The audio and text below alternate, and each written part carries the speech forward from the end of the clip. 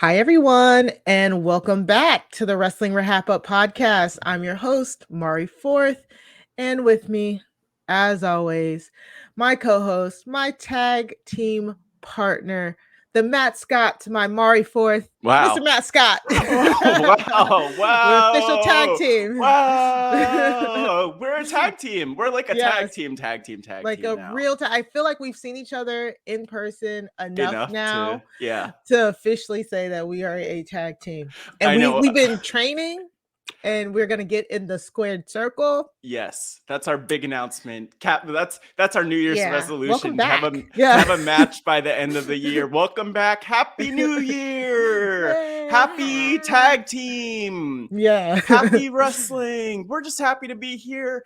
Everything's positive. We love it. Mari, how's it going? Matt, it's great. No, yeah, we've been gone, y'all.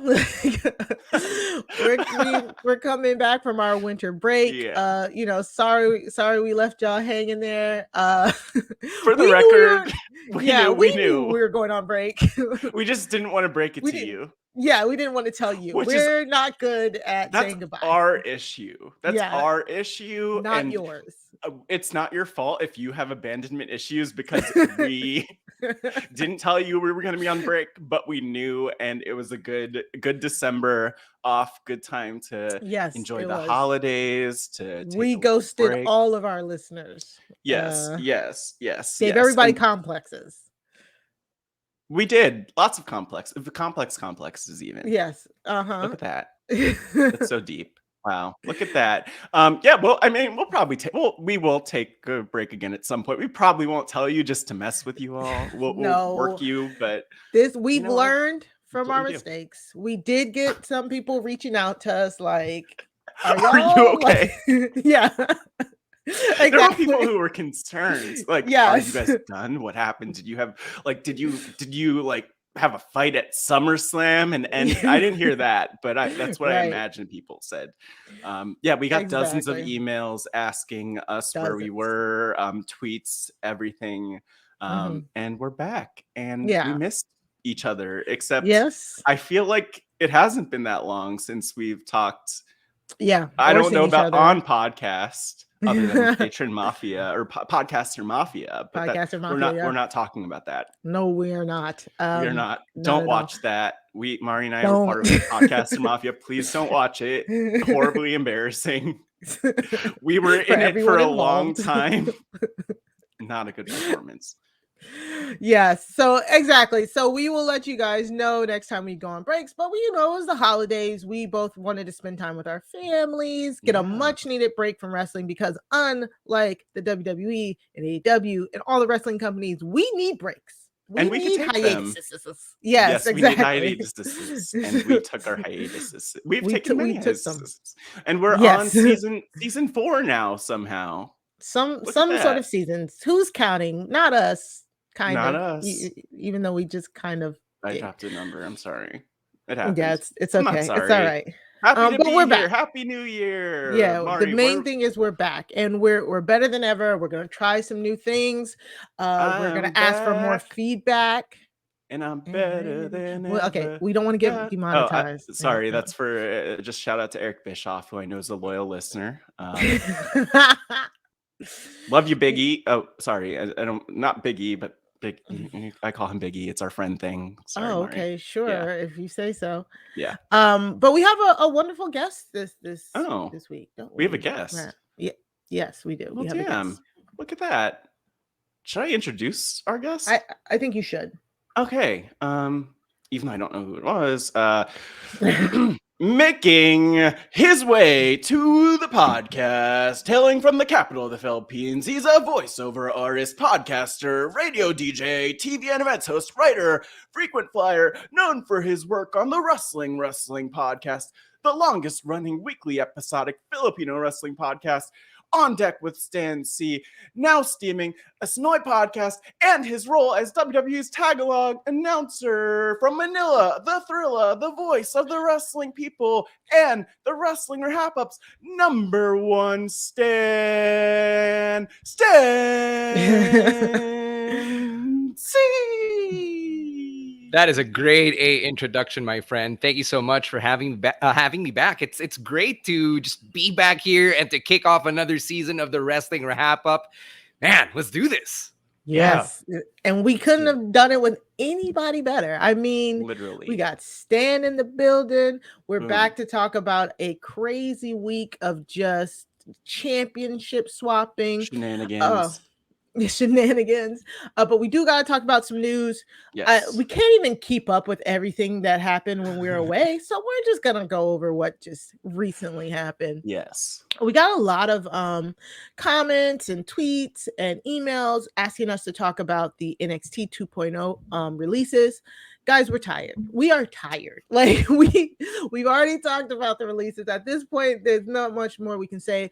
The difference is these releases were more of the behind the scenes corporate releases in NXT 2.0, and it came right after like New Year's Evil.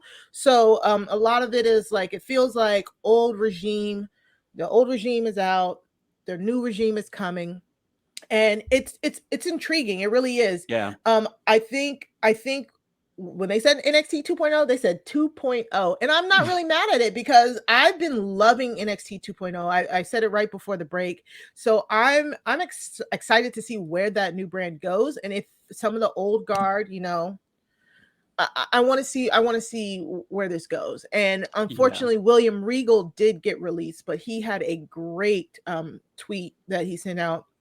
Matt, did you want to Yeah, and I saw this just yesterday, and I loved what he had to say, because, you know, as fans, especially as fans who talk about wrestling or think about wrestling so often, I think we just kind of get caught up in like, oh my gosh, releases again. We're so angry and upset. But William Regal posted, "Thank you to WWE for a wonderful 21-year run. You gave a lad." I love this. Oh, I love him. You gave a lad who was happy and in Wonderland wrestling on a carnival okay, look, there's some typos in here, but basically he was saying that he had a charmed life for 21 years, no complaints, and please no one waste time replying, as I won't have a bad word said against the company. I will add that WWE saved my life in 1999 when they didn't need to, kept my family fed, and took me all around the world. You have my gratitude forever. You allowed me to live a charmed life. And I really appreciate this because, you know, you're like, no one is guaranteed none of us are guaranteed our jobs, right? And the roles that we have, and nothing lasts forever. And I think something that's cool about this is just appreciating like the experience and the time that they had, as tumultuous as some points might be for certain people.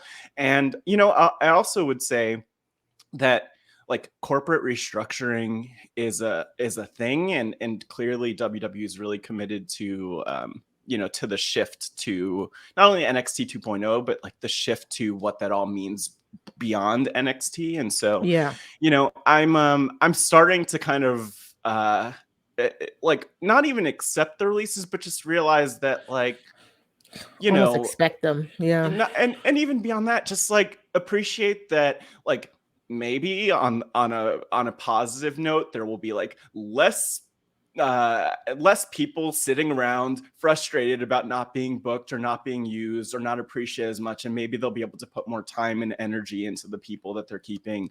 You know, maybe the people who'll be there will be paid more, all that fun stuff, who knows? But I don't know, I feel like something even about our break kind of put that into perspective for me a little, like, okay, let's see where this goes, right? Give them the benefit of the doubt.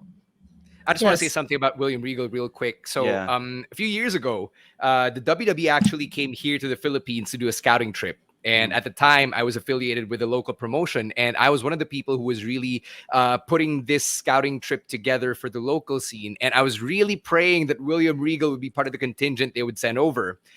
He was not, unfortunately, but who was part of that trip was Canyon Seaman, who's no longer with WWE as well. And Ryan Katz, one of the names who was part of that latest batch of releases. So Ryan Katz is probably most known for being the guy in the Vaudevillains' entrance video. Remember them? There's this one dude with a megaphone who would like announce them in. So that's Ryan Katz. He's actually a producer behind the scenes. And when he was here, he was the one taking video of all the local wrestlers who were performing for the WWE scouts. And Ryan Katz was the guy who was super amiable towards the local talent, really telling them what they could have done better, what they should have focused on, what WWE is looking for at these scouting trips. And by all accounts, from what he posted, and all the wrestlers and staff members who said good things about him following his departure from the company, he's a stand-up guy, and I'm really happy that I got to meet him, because it's a great snapshot into the inner workings of WWE, and then to tie that into my own experience right now. And what you just said, Matt, nothing is guaranteed, and the fact that all of us can sit here to be where we are and to talk about this sport, this industry that we all love, is it really does put things into perspective. Yeah. For me, if there's any worry, I'm not too a lot of people are like, oh, who's gonna scream War Games, and like William Regal left. What I'm more afraid of is like William Regal was like the top talent scout, so like him leaving and his discerning eye leaving, that's the most scariest thing to me. But you always just got to trust that they have somebody backed up, and I only say that because they're William Regal helped get Sasha Banks into the company, so like that's what I'm like, man, somebody who can scout talent like that is gone, and that always feels like a loss. But so we wish the best for all of the releases.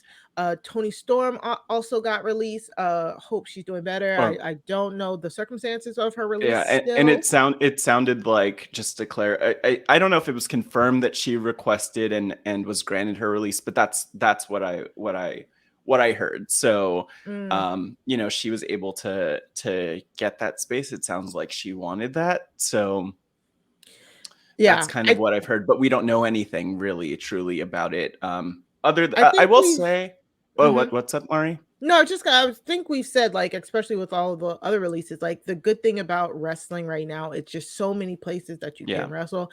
Well, I mean, ROH just kind of closed too, but the industry is thriving right now. So hopefully these talents can kind of like bounce on their back on their feet. Well, I think that the thing I was just thinking though too, I think that's something that's really powerful, is that there are options for talent, especially as we get to this point that's post-pandemic, but also to this point, well, we're not post-pandemic, but as we get there eventually, one day in 5 years, as we get to a point where people are able to have more events. And then also, as we're unfortunately at this point where there are so many people who were released, but now looking for work, which is amazing. Like, who knows what will spring up, if there'll be new promotions and new opportunities and new life in either the indie scene or other things there. So, I mean, I think that it's positive from what I could say about Toni Storm that I know is that I watched an interview that she did with, I'm blanking now because this was like 2 weeks ago, which is basically like 5 years in panorama time. Yes. I think that, there were challenges. Like, she was saying that it is frustrating at times, when things aren't going exactly the way that you want. And again, it's like kind of the theme of what we're saying in the news segment, like nothing's guaranteed, but you could go other places and find other opportunities, or take a break and take care of yourself. And I'm happy that that's how the story is going. And I hope that she's doing especially well, because again, it sounds like it was her choice. And I really hope that people are respecting that. And, we'll see what happens with her, where she ends up and goes. But who knows? Maybe we'll see her in the Royal Rumble. Yeah, exactly. Because apparently anybody could be at the Royal Rumble.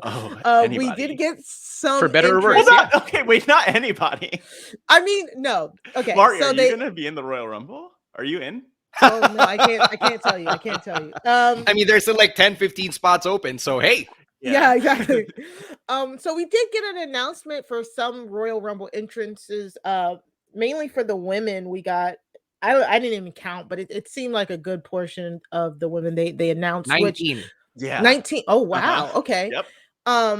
And I mean, some of them weren't shocks or surprises. Some people were mad. They're like, "Oh my god, why would you tell us?" I'm like, guys, like of the 19 in there, about like 12 of them you knew were gonna be in it. I mean, Like I Shayna, love that Aaliyah, they told us. I Naomi. love that I they like it told too. us, because mainly for the reason of like, you told us, and anything could change. Things could change, but I mean, we could talk through a little bit of Yeah. who different people are announced, but like, I just like the fact that it's announced, which kind of guarantees it more for. It seemingly to me would guarantee it more for someone. Like when I think of Summer Rae, for Summer instance, Rae, yes. which I'm like way That's more happy awesome. than I expected to be Yeah. about Summer Rae returning here. But I was actually just watching an Instagram live that she did at like early this morning. So what she was saying is she was up like on Twitter, on Instagram, like responding to messages and just checking things out She's getting a until lot of early in the love. morning. And she was overwhelmed with the response. Didn't expect it to be as positive as it was, because, you know, people on Twitter especially are Yeah. what they are. And it wasn't going to be announced from what she said. And then it was announced, which was amazing. And so she was worried that she'd been gone for so long that she didn't know what the response would be, if it'd be positive or negative. And she said that she's known for weeks. And so I'm like really excited to see her. And again, we'll continue a little bit through the list, but I'm happy that like, even if it's a one-off, that these people could appear and like it raises their stock. Charge So that more they on can take it. Cameo. They could like get more bookings, which is like a really positive thing. Exactly. And I think it's so funny now. I think it's so great that the Divas era is starting to finally kind of get their due, you know? I think people are really starting to realize that it wasn't the girlies' fault that they were getting put in those type of, you know, inconsequential matches. You know what I'm saying? It was the direction of the company at the time. So there's more appreciation for your Summer Raes, your Kelly Kellys, and your Michelle McCools, because people are like, man, they did that thing when being, you know, limited in comparison to what we're getting now with women's wrestling. So I love to see when people like Summer Rae get her due like that. They also, I mean, let's not bury the lead here. They announced Mickie James, the current Impact. Oh yeah, we have waiting for you to mention Mickie. Do you want to talk about that? We've been talking for so long. Stan, what was your reaction to that big news, to the quote unquote forbidden door opening? Right. Yeah. I was watching SmackDown Live on the East Coast feed here in Manila, right? And when I was listening to the announcement, Pat McAfee mentioned Impact Knockouts champion Mickie James. I was like, holy shit. Did he just have a Freudian slip on live TV? And then when I saw the Twitter announcement, I was like, wow, it's Twitter official, which means that, you know, I can talk about it on commentary at the Royal Rumble and mention that she's with Impact right now. And I think it's a huge deal that Impact is being recognized in the WWE. I think the last time that an outside company, outside of ICW or Progress on NXT UK, was mentioned in WWE was New Japan, when Gallows and Anderson debuted on Raw. That was 6 years ago. Ooh, okay. Look at that. I'm so excited. I hope she stays the champion until then. They won't let her bring the belt. That's where my head was going. I know that. Well, look. Will they? Let's start. Like, I don't know how many candles you have, but we could start. Let's start lighting candle circles. And she's got to beat Deonna Purrazzo first, right? Right. Wow. Well. Yeah, she does. Deonna tweeted saying like, "I'm gonna beat her before then." I'm like, no, like I don't want that, because and then Deonna Purrazzo takes her spot. Maybe, I don't know. Maybe Deonna Purrazzo is also going to be in. Who knows? We don't know. I don't. Let's not do that. I don't see that happening. Let's go back to Mickie. Mickie James. Hey, I love that the companies have also put out these press releases. Like, I don't know if you saw the PR from Impact and from Scott D'Amore, like how detailing how they really talked about this for weeks, and that they've been so excited to announce this deal. So it's really That's official as official can be. Oh my gosh. You know what? I think the thing that I love most about this, though, is that, like, okay, we have like spent so much time over the last year thinking of and like seeing releases, but I wonder if we're going to see more stuff like this, where people who've been let go and released, or people who haven't been with the company for a long time for whatever reason come back and shine. Yeah. Like, and I hope that we get more opportunities like this. Like, who knows, because there are 11 more spots in the women's rumble right now. I'm sure that some of the, probably most of those will be from people who are on the current roster, maybe even some from NXT 2.0, but who knows? I know we might get some other people. Yeah, I'm really wondering if there's gonna be like definitely a big surprise shock entrance. If I had to put my money on it, I would say Nia Jax. Nia Jax.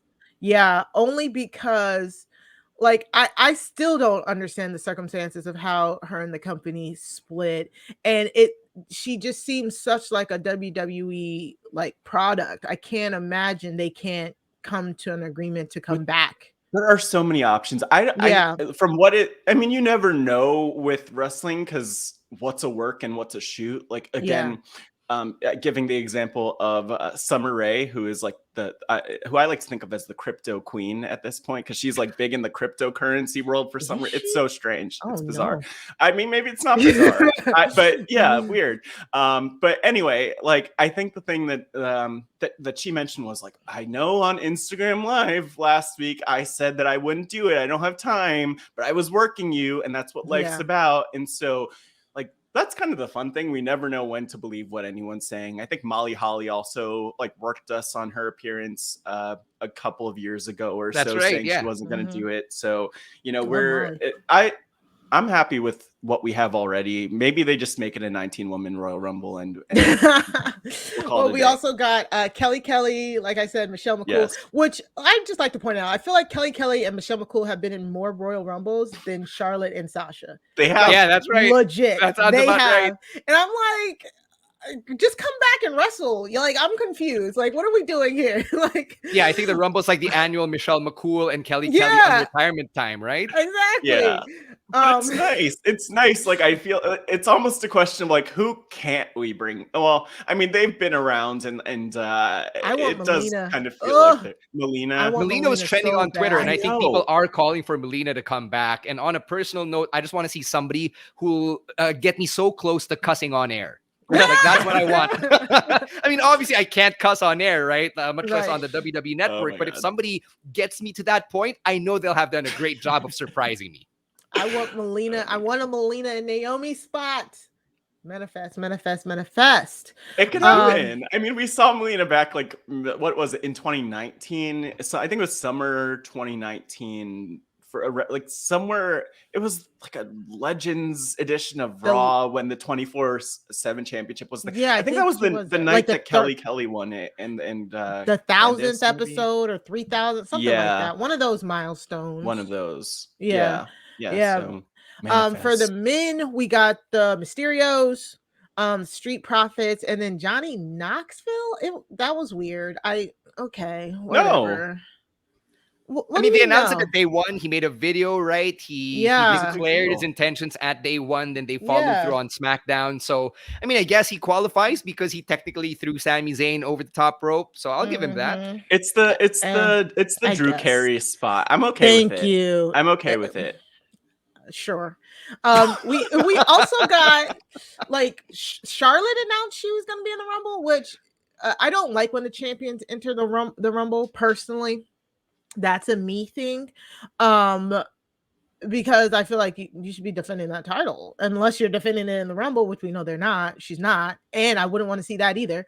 But so Charlotte says she's going to be in the Rumble, which again, kind of it doesn't make sense. But she every time it's been Rumble time, she's kind of been a champion. I think there's only been there's only the 2 years that she wasn't a champion at Rumble. Was the 2 Rumbles that she went in and almost won. She almost won, and then she won.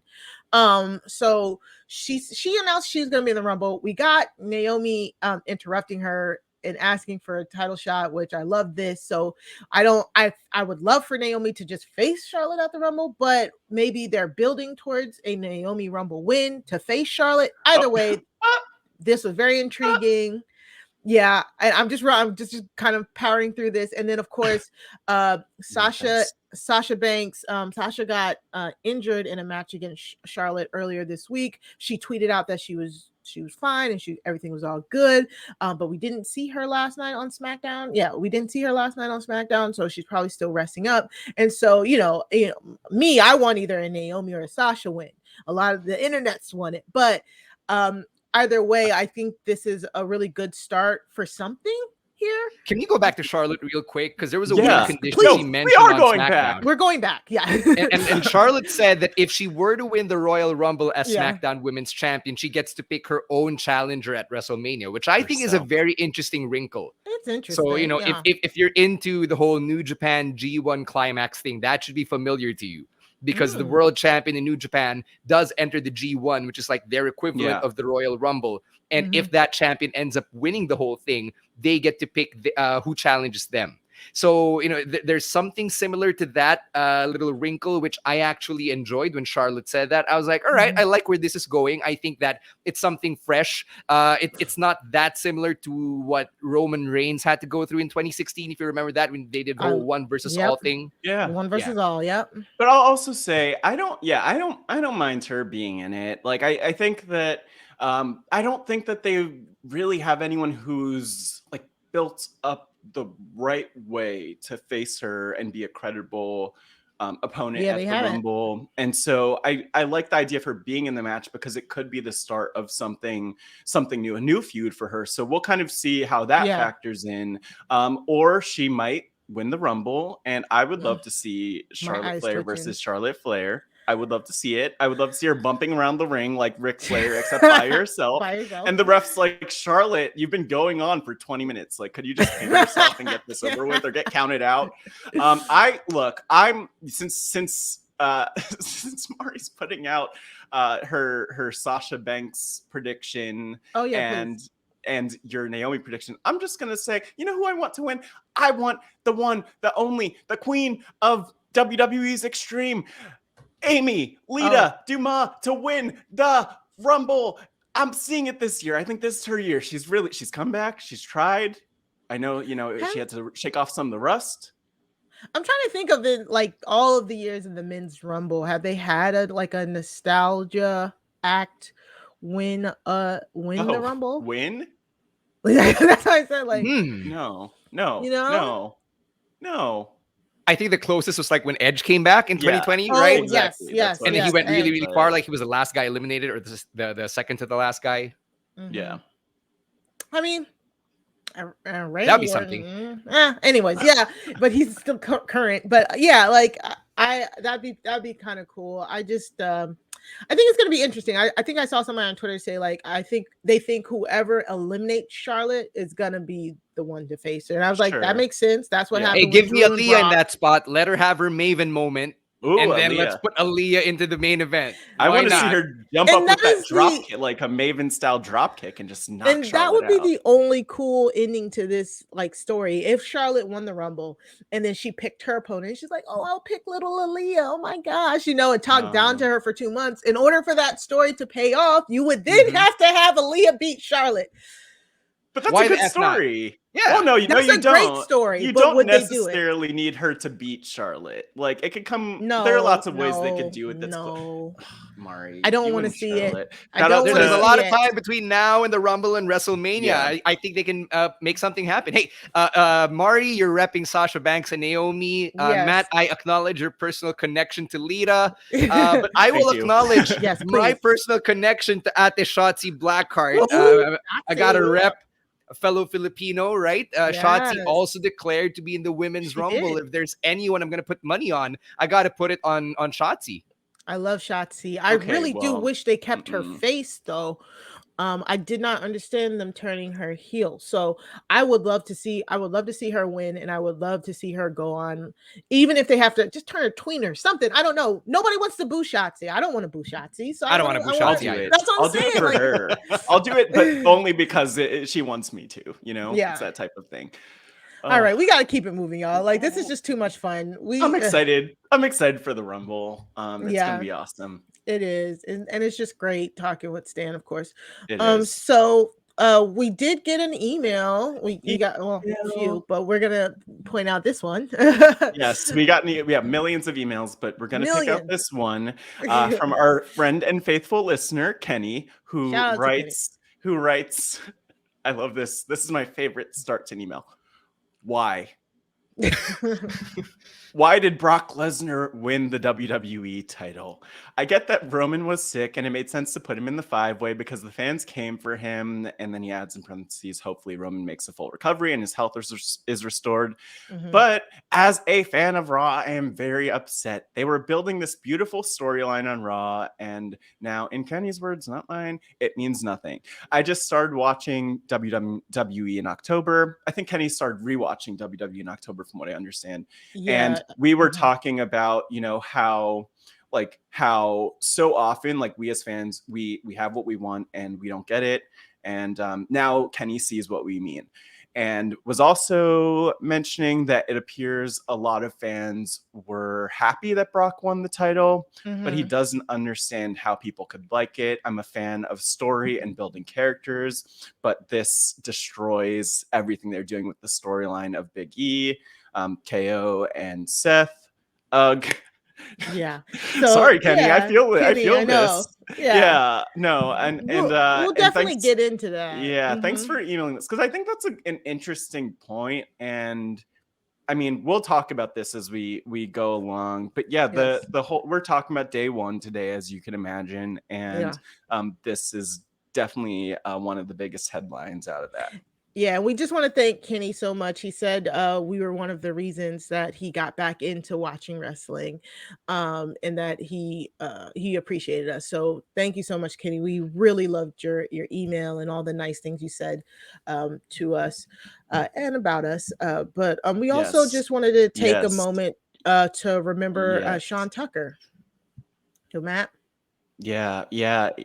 And Sean Tucker, for as many of you who are listening and who are part of the Rob Has a Podcast RHAP community probably know, was a wrestling fan and someone who pushed for RHP to have a wrestling podcast for a long time, but unfortunately, after experiencing some health issues, passed away on January 1st of this year. And last night, actually, so that's Friday, January 7th, Rob Has a Podcast, and Rob Sesternino himself hosted a stream to honor Sean and his memory. And what I thought was cool is that, like, I've seen Sean in our Job Has a Squadcast group posting and like starting conversations and commenting. But this was cool to really get to know him and learn about how he loved to play the online reality games, and apparently won like 200 plus games of Secret H, which a lot of people were playing and still play. And he's also, again, I mentioned, active member of Job Has a Squadcast. He had a favorite match, which was HBK versus The Undertaker in Hell in a Cell in 1997 when Kane debuted. And I just also want to give a special shout out to Brett, who is part of this community, I'm sure listening, who joined the celebration to talk about Sean, and also Ashley, who mentioned Sean's wrestling fandom as part of the stream. So if you are a listener and you know Sean or want to learn more about him and kind of join us in celebrating his life, I've actually included a link to the stream, which is unlisted, but I asked for permission. We were able to include it in the playlist of clips. So it's at the end of the playlist if you want to watch and learn more about Sean. And I'll also post that in the Job Has a Squadcast Facebook group. So, it's sad to lose him, but I think it was amazing to hear like the type of person he was, and glad to know that he loves what we're doing and that he would love that we're recording this podcast right now. Yeah, our condolences to Sean Tucker and his family. If you want to reach out to us, you can. I'll also say I want to. Oh, sorry. As you like transition into that, no. As you transition into that, like, reach out to us, get in touch with us. I think one of the lessons that I personally took away from the stream last night was just that, like, it means so much when we reach out and are in touch. Like, don't hesitate to DM us, to email us, to tweet us. to comment and tag us, to reply to us. Like, we'd love to hear from you. When we're able to do more stuff in person, we'll love to meet you all. But yeah, just like we're here, we're a community, we're in this together. So feel free to reach out. Exactly. So you can email us wrestling@RHAPhasawebsite.com. You can follow us on Twitter at Wrestling RHAPup on Twitter. You can also follow me and Matt on Twitter at Mari Talks Too Much, at Matt Scott GW. Of course, like we said, you can join the Job Has a Squadcast Facebook group, the official Facebook group of our RHAP Wrestling fanatics. Yeah, that's a word. Yes, exactly. And of course, we want you to subscribe to our podcast feed at robhasawebsite.com/wrestling feed. If you type that in, it'll bring up all the options on where you can subscribe to us. Please subscribe. Yes. So that we can hear, you can hear us, we can hear back from you. You can get, you can rate and review, all that good stuff. Hopefully you're looking at our faces. Beautiful faces. Sorry, I didn't. Kind of slightly sad faces here on YouTube at Rob Has a Podcast. On YouTube, just search Rob Has a Podcast, Wrestling RHAPup, and you find us there. Whew. All right. There we go. There it is. Let's just go into a quick ad and we will be back to talk about the highlights of the week.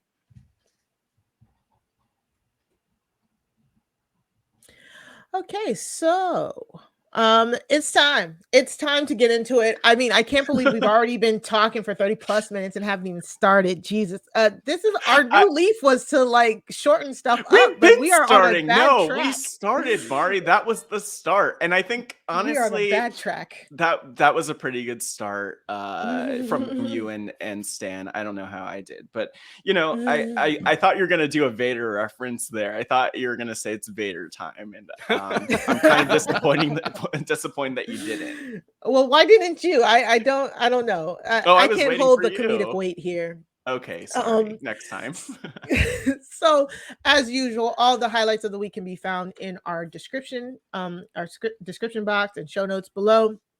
So let's just get into, I mean, this week has just been so interesting in the wrestling world. We saw a few new champions get crowned this week, and it was like they were like new year, new us, all the companies, like just new champions, new this, new that.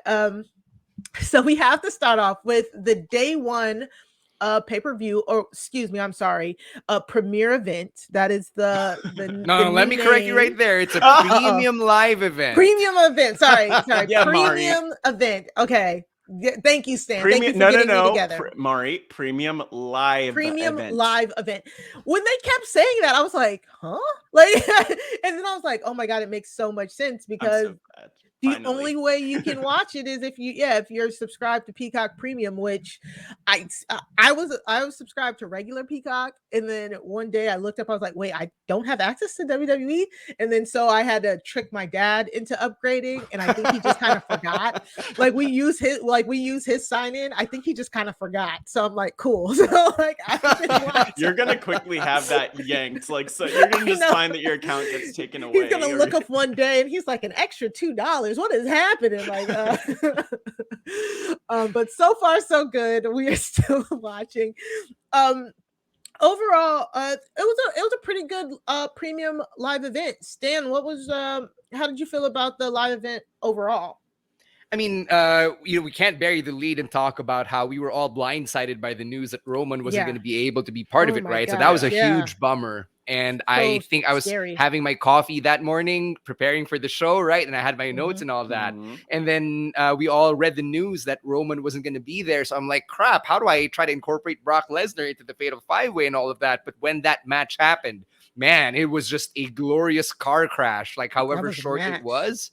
Right? It was like 8 minutes something. And when it ended, my partner Carlo and I on the mic, we were like, that's it. It's over. It's done. Yeah, it was just like spot after spot. I feel like it was. They came ooh. out of the gate. It was and it worked because it was like you could tell each man was like desperate in a sense. It was like there was urgency. Exactly. Like you have to take this person out, then we take this person out, and we got it. It was really good, very well fleshed out. I love the whole Kevin and Seth teaming together because I mean, come on, at this point, I know it's every man for themselves, but it's a lot of man meat in that ring. You need to get rid of some of these guys. So I agree. Yeah, like Big E, big meaty men bumping meat. That's what that match big meaty men slapping meat. Yes, exactly. So I love that the train wreck of it all. It was too much meat for Big E to handle. Oh, okay. What's the that's lie? true. It's true. And like Kenny kind of said, they did a really good job of building the story about like Big E and Kevin Owens and Seth Rollins. And then at the last second there, then like Bobby had to earn his way in, becoming a face. Like Bobby was a face. I was like, wait, when did this happen?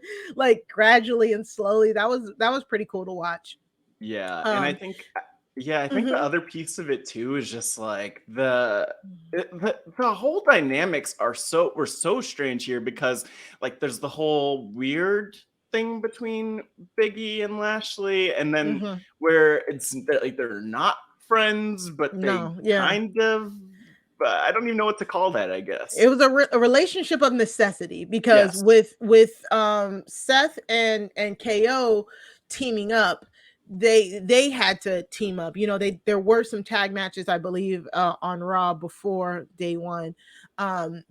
So it was a friendship of necessity, but then in the end, it kind of was what defeated Big E was he stopped Lashley from getting the hurt lock on Brock. He delivered a big ending to Bobby Lashley, but he didn't cover Bobby Lashley. Like I was like, no. As soon as he like turned around and tried to, I think he tried to do a big ending on Brock.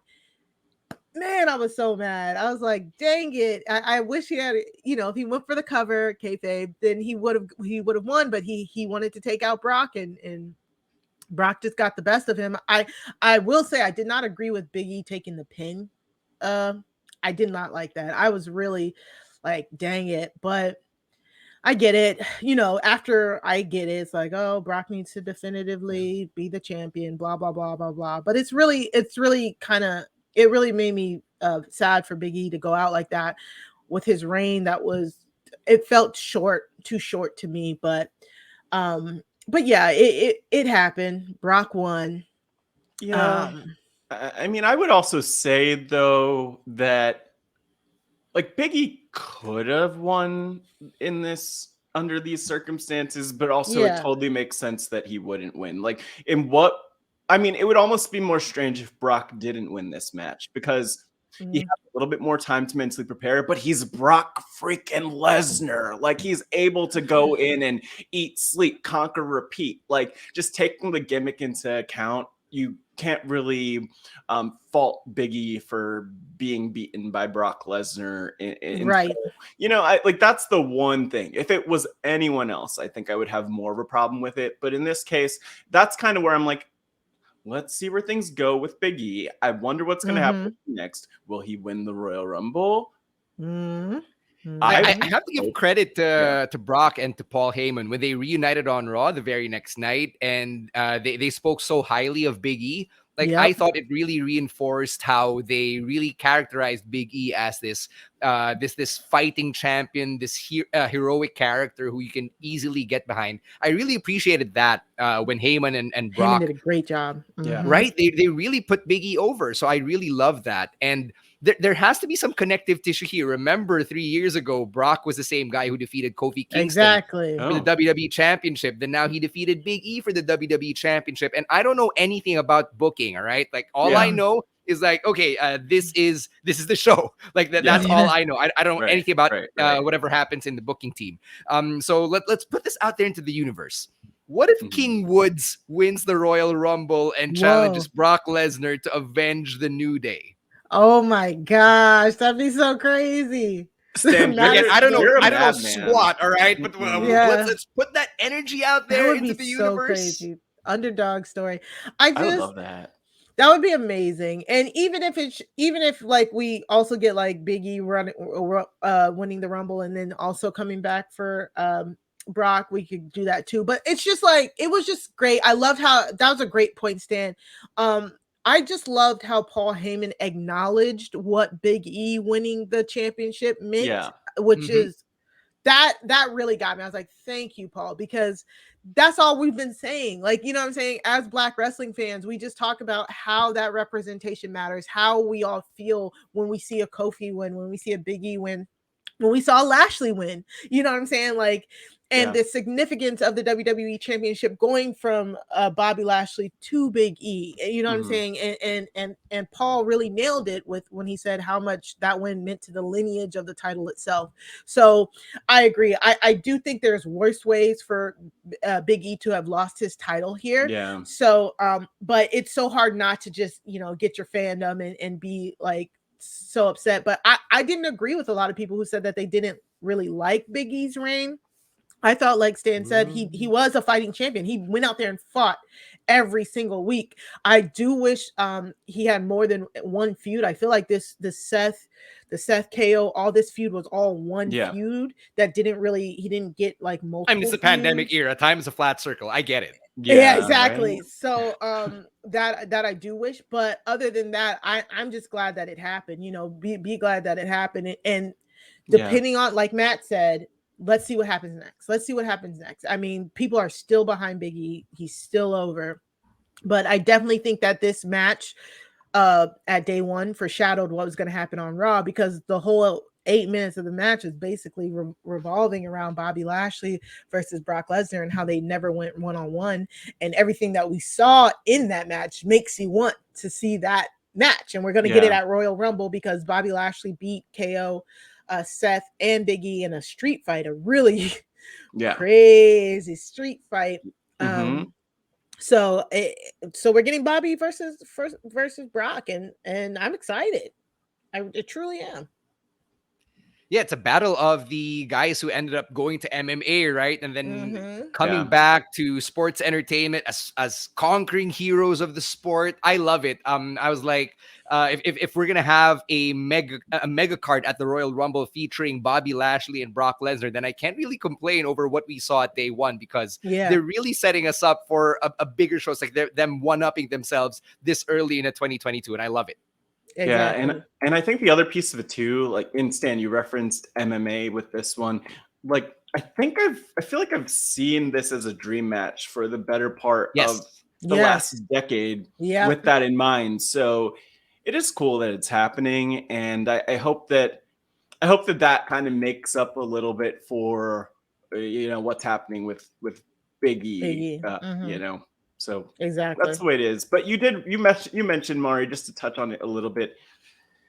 Insane street fight. Like I love whenever they go up the stairs and like into the crowd. They destroyed the merch stand, which disrespectful. There were some perfectly good shirts on that. What if there was a line? What if there was a line? Like, you can't cut the line and put something on the table. And then they want shirts, and maybe are the shirts worth more now? Are they worth less? Are they worth more because they got sweat on them? I don't know. This is weird. Featuring authentic Big E sweat. I'm just picturing someone like, oh, hey, could I have the one covered in sweat and blood? Big E's sweat and blood, yes. Specifically? Yes. I mean, people bid for like survivor-worn clothing on eBay, right? That's like so with true. the authentic smell from the island. So I'm guessing they would still bid for the sweat-laden shirts from the merch table. Oh my god, it's kind of freaky to think about. I never thought about the smells from the islands when it comes to Survivor, Stan. But smells from the island. I'm done.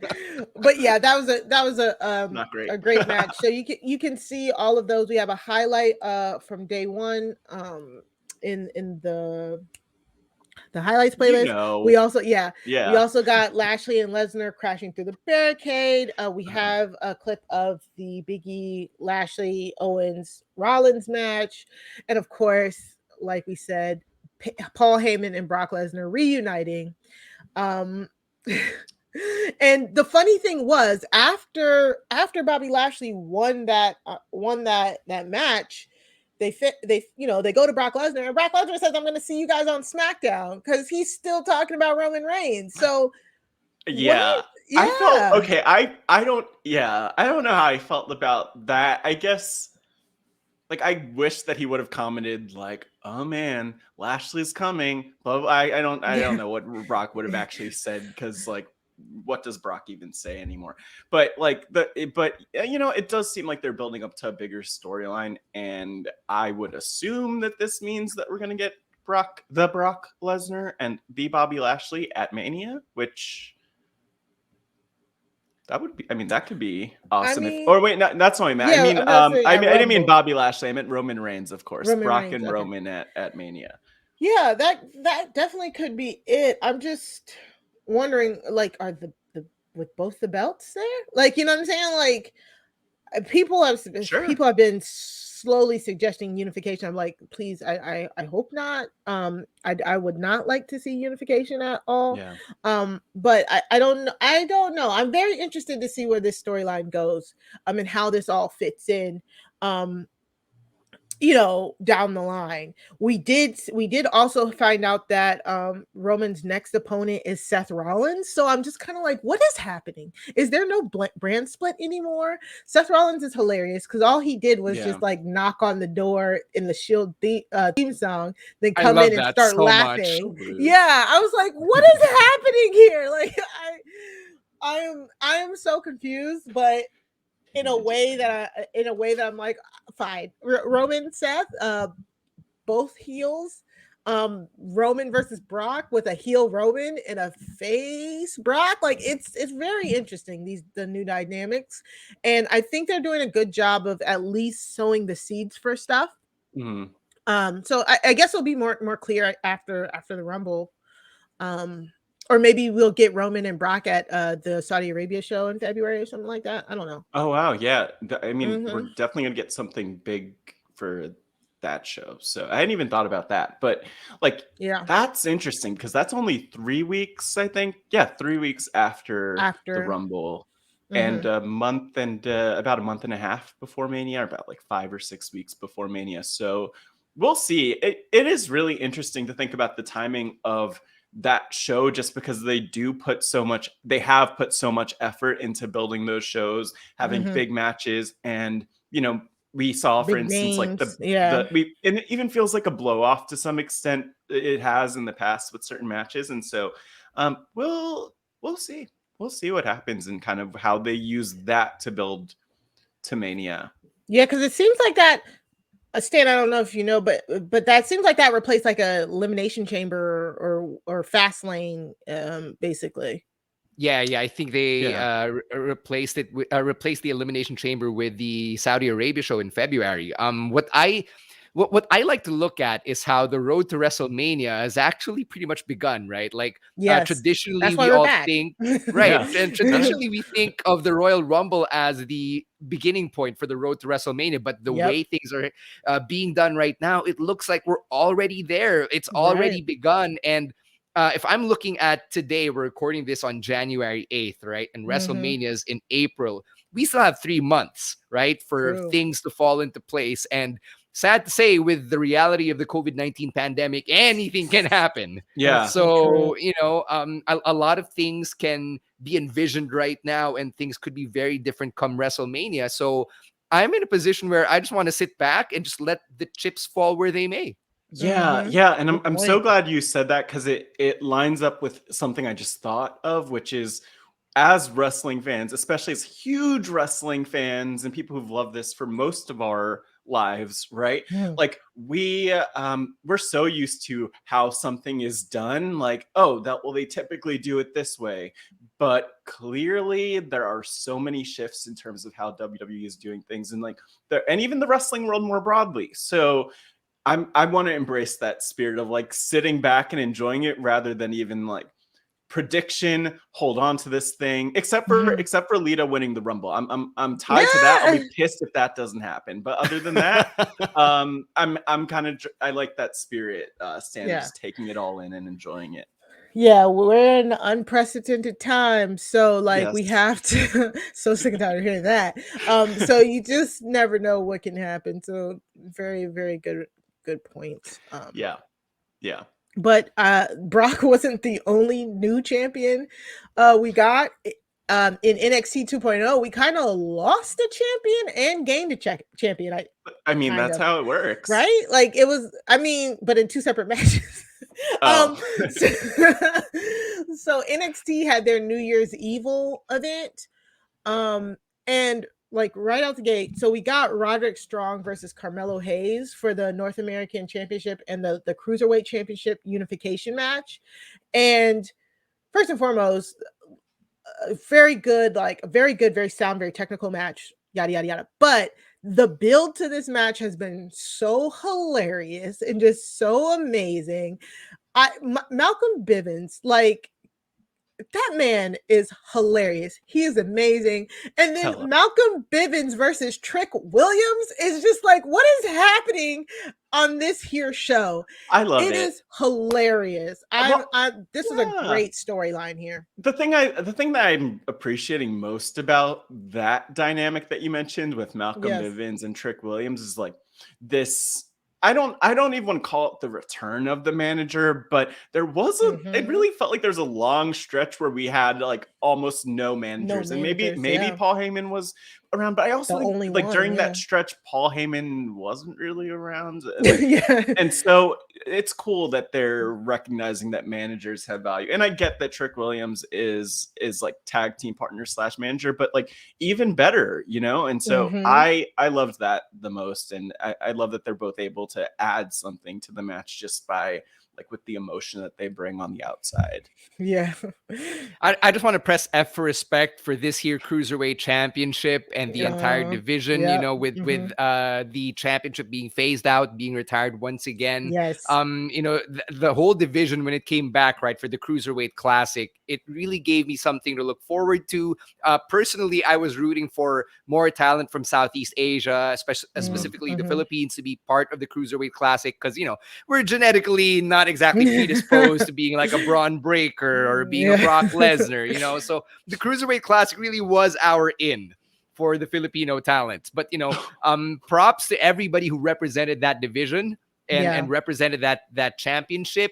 The Cruiserweight division, like especially when it came back, what was that, 2016, right? It was so great. We got a lot of really good storylines from the division and some lasting stars. I mean, and 205 Live. Yeah. Wow. Unfortunately, they ended up releasing a lot of the cruiserweights throughout these last few years. So it makes sense as to why there's no longer a cruiserweight division. And 205 Live itself, from what I've seen, has not featured, you know, it's a lot of women on there now. I remember Odyssey Jones is on there calling it 405 Live. I'm like, that's not how this works. I love the memo. I love the idea of like out of context of like who Marty is. The fact that it almost sounds like she's complaining about women being on a show is like right. If you take that snippet, it just 205 Live seems like more. It's become more of a variety show, which I like. You know what I'm saying? Because I mean, again, at one point there was no women on 205 Live. Yeah. So I wonder if they will eventually change the name. But I agree with Stan. I mean, it sucks that now it gave a whole new different sort of athlete a chance and it's gone now. So again, we never know what happens in the future. Hopefully they'll come back. Maybe one day when they want to actually focus on that style of wrestling, we'll get it back. But as of right now, it made sense. If anything, I kind of would have wanted to keep it a little bit longer because Malcolm Bivens was touting like the openness of it. I would have loved to see some intergender matches like that. Or some open weight energy. Yeah, exactly. That would have been really cool, but it's ran its course. Roderick Strong was a great champion for it to end on. And I think Carmelo Hayes winning here was the right decision, because Carmelo is on fire right now. Like, he's supposed to be a heel, but everybody loves him and they still boo him too. So it's just kind of like, he is on fire, and it's lending credence to the whole "I'm the A champion" thing. He is like literally carrying 2 belts on his back right now. Maybe, maybe we'll get a new design. I don't know. But that was a good match. And if you're gonna unify 2 belts, that's how you do it, I think. Yeah, and I'll also say I just love not only with this match, but with the next match we'll talk about, of course, and actually with a lot of wrestling, I feel like I love the intentionality of NXT 2.0, where we're getting someone like Roderick Strong, who has all this experience and is definitely a veteran. Like, not necessarily someone I would imagine being WWE champion, but someone who still has such a valuable role, of course. Like, you don't need to be champion to have that valuable role. And it's cool that he's there to help elevate Melo, because I really felt like watching this match that it was really a showcase of Carmelo Hayes. And of course we got what we saw with Roderick, but like, we're used to seeing him shine. It was cool to see the athleticism from Carmelo Hayes in this one. I love that. There's something that's just nuts to me, that the 2 top champions in NXT are Melo and Braun, and it gives me some big Lakers energy. And I hate the Lakers, but I love the Braun. So I'm like, Melo, Braun, wait, hold up, wrong sport. I don't know. I don't know if they picked up on that one. So that's a good. Hey, maybe that was intentional. We'll see. It's hilarious to me. It just is. I love it. And so with that. Yes, Braun Breaker finally beat Tommaso Ciampa for the NXT Championship. Like, with a Steiner recliner. Yeah, the Steiner recliner. And then they released the video of Rick Steiner at ringside when he won. Oh, it was so good. I was like, oh my god! Like, man, I'm excited for Braun. I want to see where he takes this championship. You know what I'm saying? Like, Tommaso did a great job. If you're going to be a transitioning champion, if you can even say that's what he was, like, Tommaso did the thing. He gave everything he could to put Braun over, and he just ushered in. It feels like such a smooth transition into NXT 2.0, and it's because of him. So I don't know if he, I don't know what's next. I don't know if they're really like legit phasing out like a lot of the black and gold stars. But Tommaso did a great job here, and Braun too. Braun is just a freak, if you're gonna say it. Like, it's just like Kurt Angle energy. Like, yeah. Did you just say he's a genetic freak? There it is. Genetic freak. Yeah, maybe big Scott Steiner energy. Yes, exactly. Say. Even some Rick Steiner energy. I mean, he had 50% chance of winning the damn match. But then the 33.3% chance of I don't even. It's like, oh my god, I love Braun Breaker more than I thought that I would. I think, like, something that I read and saw actually a video of, I think from an Instagram live that had Vince Russo and DDP, Diamond Dallas Page, on it. Was DDP.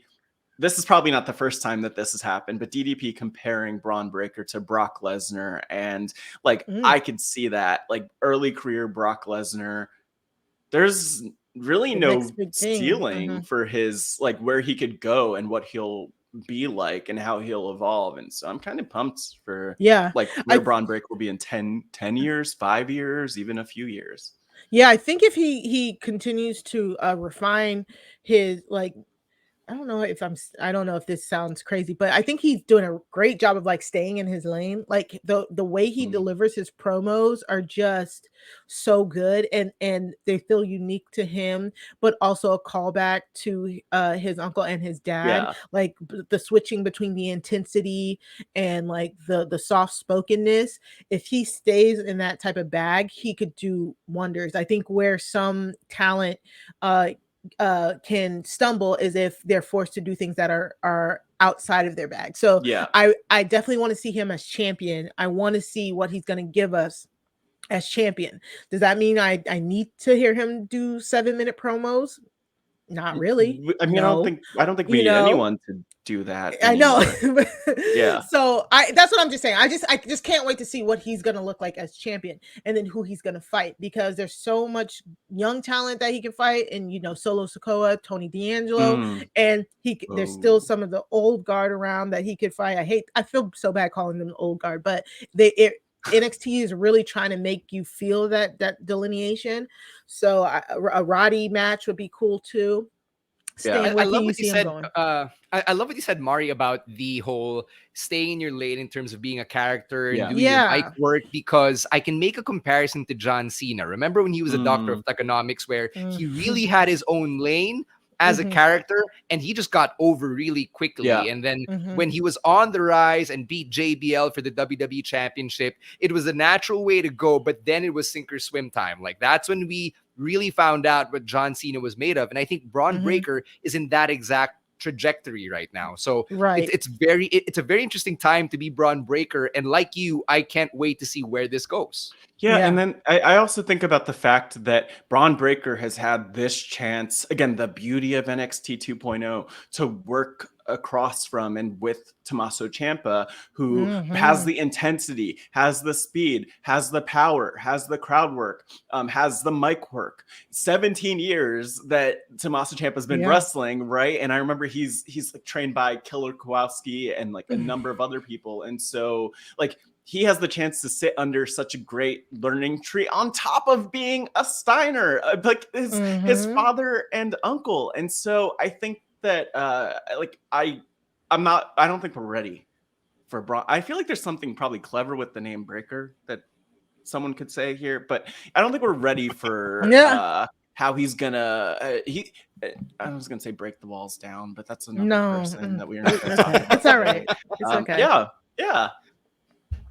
Yeah. Oh, we actually got some listener questions about this.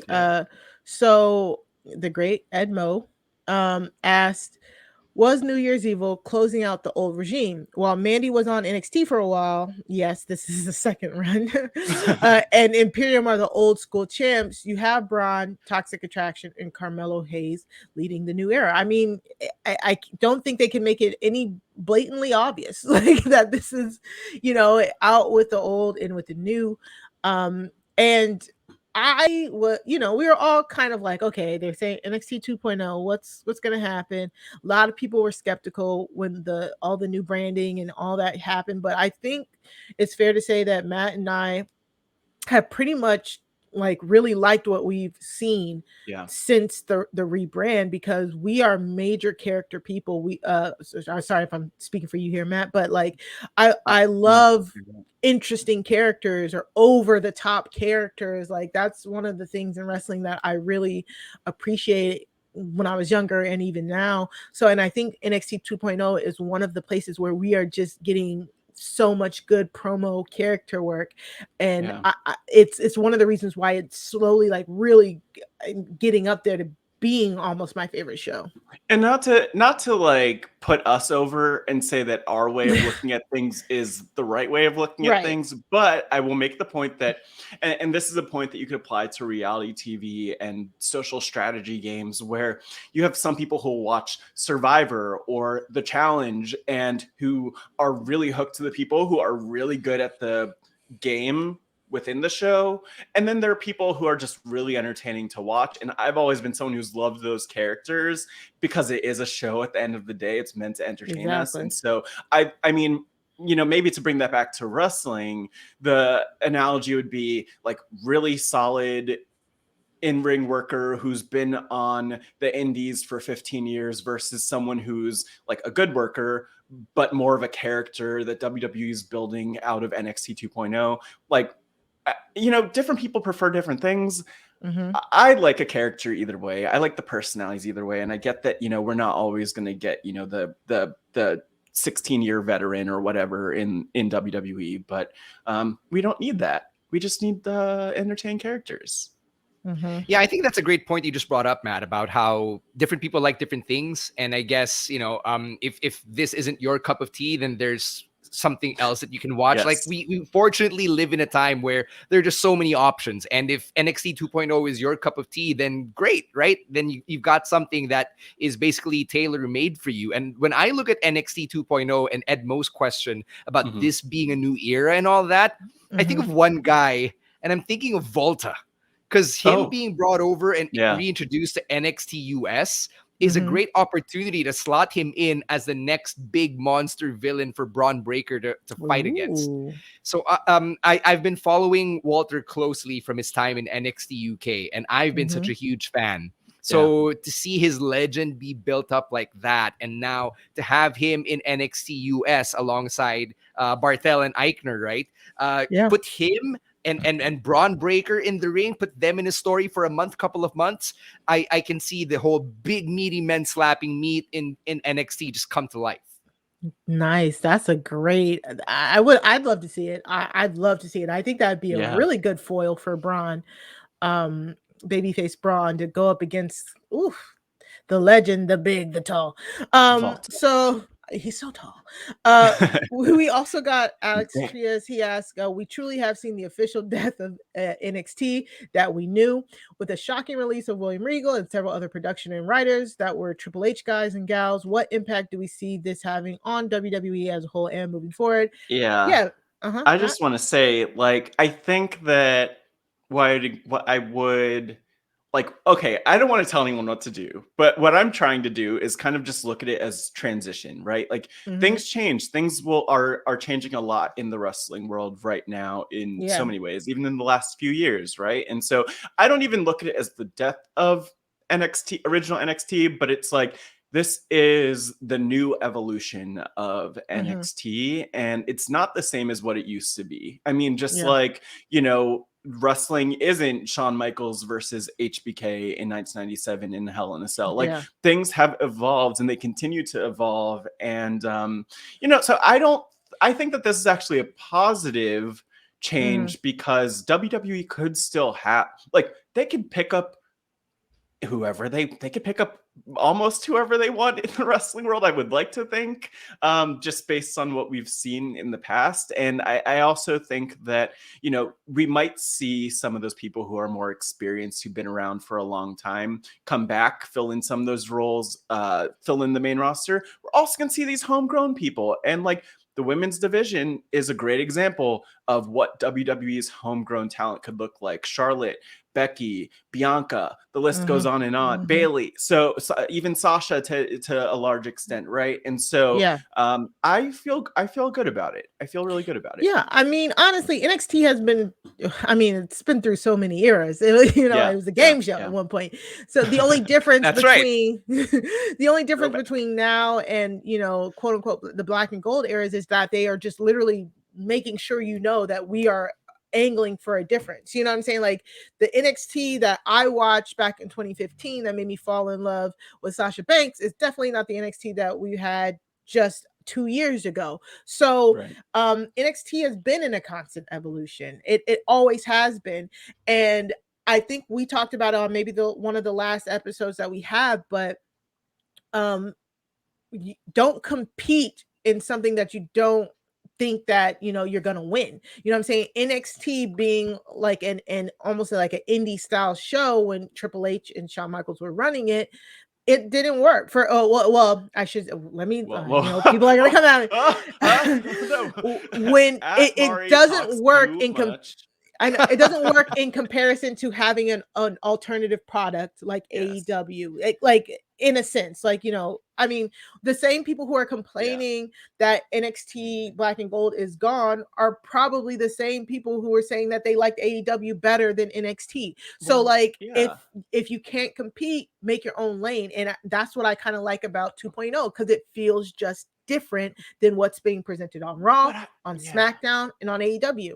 Yeah, and I think that there's definitely a bigger conversation about like this idea of like, can they compete? Because like, I think they could, and I don't theory. even mean compete. I know what you're saying there, but I think it's also like, AEW didn't exist 3 years ago. 2. We're in a time warp, so let's say 3 Yeah. years ago, right? 2. And I think it's the right move, especially from what I remember seeing and hearing. And like, people talk way too much about ratings, TV ratings, like Oh, yeah, who's we're not gonna watching talk about actual that. TV anymore. And like the way that people consume content has changed so much. But the thing with that is that like so many people were comparing NXT to AEW, and they were head to head for a little while. And AEW is really good at what they're doing with what they're doing, and it's their lane, and it's for a certain type of wrestling fan, not for everyone, just like NXT isn't for everyone. But I do appreciate that WWE is like more consistently leaning into the sports entertainment stuff, because like that's what they've been. It's entertainment. So let's make a good show. Let's not focus on let's have the best wrestlers, because that doesn't necessarily draw the casual fans and the people who want a good show. Like, we might appreciate that, all of us, but not everyone will. Exactly. Yeah, if anything, I think what 2.0 has shown us is that you can really create certain characters that are so easy to just get a hold of. Like when you see somebody like Andre Chase, oh, he's the professor guy. Yeah. Right? Or when you see someone like Grayson Waller, oh, he's the online fame whore. Yeah. Or, right? Hey, Tony D'Angelo. Tony D'Angelo, he's the mafioso, right? Yes, so all of these characters are so simple. clearly defined. Joe Gacy, he's the toxic, screwed up, perverted millennial, right? So all of these, like these are their characters, and they're so very clearly defined, and that's something I appreciate from 2.0. But when you say Evolution and you link it to NXT, man, all I can think of is Evolution is a mystery full of change that no one sees. There you go. And again, we're not like we're not saying that we're not like denigrating black and gold, the black and gold. No, we're not. Oh my God. That. Yeah, like we appreciate it. A lot of us liked it. I know a lot of people, a lot of fans, especially very vocal fans, love that era, and they don't like this one. And I mean that's how it goes. That's how Evolution goes. So if this is something you want to get off, you can get off. Wrestling is for everyone, but not all wrestling is for everybody. So, but also it's like I think the reality too, and maybe I'm bringing more of this. I'm trying to bring more of William Regal energy into my life in 2022. Like, just appreciating that it happened, because yes, it was great, and the WWE network still exists, and there's Peacock, exactly, and you're able to go back and take it in. And if that's what you love, like I different people have different favorite matches. Your favorite match doesn't need to be the next match that's happening. It could be the match that happened 10, 20, 30 years ago. And that's completely fine. You could still watch it. It's still there. So enjoy that. And hopefully there are new matches that are happening that you love too. Yeah, no one can take these memories away from you, right? Like, I don't know if you guys were there for TakeOver at the Barclays Center, but that was my very first WWE event in the US. The one where Gargano and Cole had a 2 out of 3 falls match. It was like there's like TakeOver 5 Brooklyn of them. 2019. So I carry that in my heart of hearts as a wrestling fan, because that was so special to me. It was my very first experience of being in the US and watching an actual event that was airing on television as well. So, if you love that era, that's fine. No one can take that away from you. And that's great. That's the best part about Evolution, as we've talked about. Yeah, exactly. Mine was the North American ladder match at TakeOver, and we saw that one in New Orleans for WrestleMania weekend. Oh my God, that match was insane. But yeah, exactly. So like and most of those matches have nostalgia attached to them, which is why you put your value into them. So you can always go back. You can make new memories with these new characters, or you can, there's so many options. So yes, that's what we're focusing on the new year, finding what works for us. You find what works for you. Hopefully, if you don't hear us talking about something that you want us to talk about, reach out, let us know, ask questions, send emails. That's how we'll know what you would want to hear our thoughts on. And also, hopefully this just makes you want to go out and find more things that you might like as well. So this is we brand new. We brand new. This positivity, acceptance, inclusivity. Joe Gacy. Joe Gacy. Y'all know I'm a Joe Gacy fan. You know I'm a Joe Gacy. God, fan. we have to bring him. He can be our third co-host at this point. Let's make it happen. All right. So we're gonna just take a little break and we'll get into some AEW. Okay, on AEW, we had 2 much anticipated championship matches, and then, well, those are the ones I knew going into it, and then we had a third one. I was like, what is happening? So, of course, we got the rematch between Hangman Page, who is the AEW champion, against Bryan Danielson. I mean, their first match, was a 60-minute draw, right? Oh my God, it was so long. Yeah, and it's like, God, they did such a good job. They did. Well, not only with the match, but it's weird because like I don't feel like there was a lot of a build to there wasn't of the feud, but like it's the intensity of it that I've appreciated. So even just like the fact that they had that 60-minute match, and I loved what came out of that from Bryan Danielson, who I still want to call Daniel Bryan, where he was just like, well, you didn't beat me. So you have to beat me because that's your responsibility as champion. It's not to like not lose, it's to win. And you didn't win, which was kind of his angle. And I appreciated that. So it was fun coming into this match. And then the blood was kind of the thing that blew my mind, because we don't see that we don't see that in WWE, but we just don't see that often in modern wrestling. And I think that also added to the intensity, though I'm not encouraging everyone to blade and to do blood stuff. Like, keep your blood to yourself. But that, that's kind of what was what was on that. As a medical professional, I'm always like, I'm on record, like the blood stuff just does not do it for me, mostly because I think I was traumatized as a child watching Eddie Guerrero bleed profusely from the forehead. Judgment Day 2004. I was traumatized by that too. Let me tell you, I was traumatized by Rey Mysterio bleeding on like a SmackDown event that I went to in like May 2005. Like, it was my birthday, and it was not cute. I did not like that blood. Hulk Hogan bleeding, didn't want to see that versus Vince McMahon. So, blood aside, though, this was a great match, and I thought it was hilarious that they kind of tease like another draw. It's like, oh, they're the judges, like, oh, like, is it going to be another draw? And then and then Hangman got the decisive win. I thought that was really great, because I know a lot of people online were like, oh my God, is this going to be another 60-minute match? But they did a great job. It sets Hangman Page up. He is almost like a double coronation. Like, okay, he's in his bag, he's a champion, and now everybody wants to be like, okay, who's next? And I think this was great. I think this was Daniel Bryan said he wanted to go. He wanted to have these matches, these intense matches. He wanted to help move the needle, and this is how you do it. Of course, I love me some cowboy shit.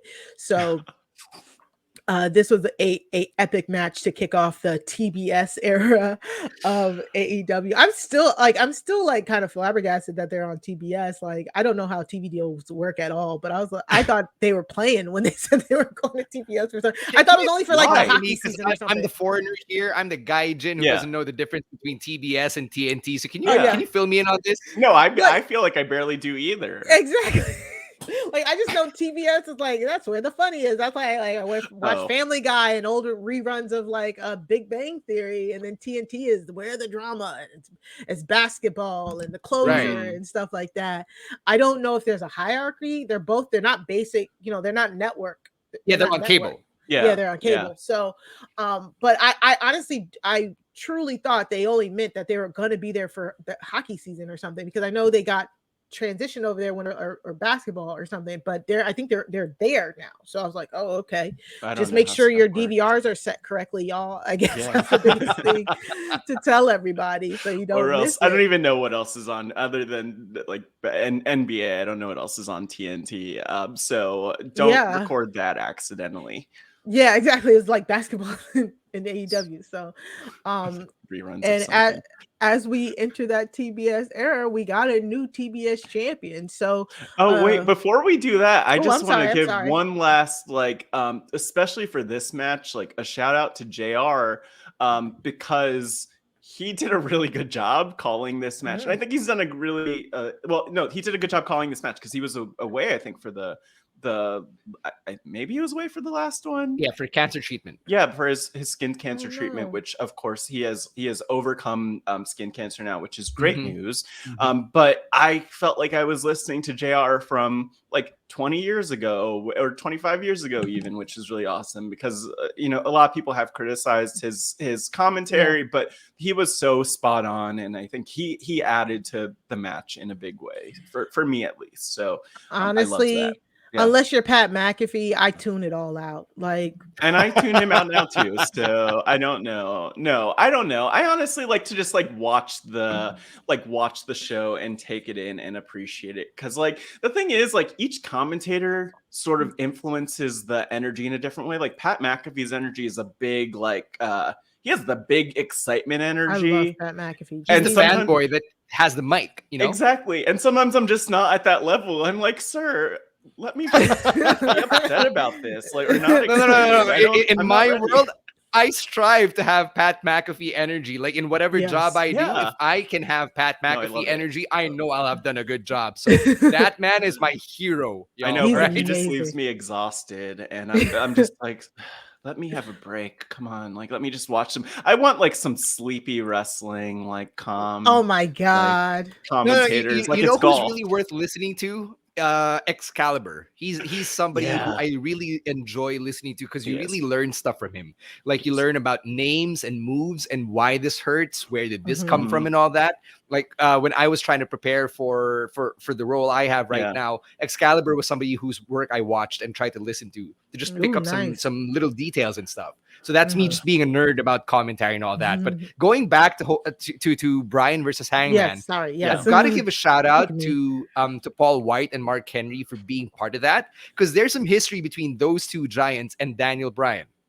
Oh yeah, right. Think back to 2011 when Bryan became world champion for the first time. He pinned Big Show, who was incapacitated by Mark Henry. At the TLC pay-per-view. So, there's some connective tissue there. And 2012 Royal Rumble, 10 years ago, they were in a three-way against one another for the world title.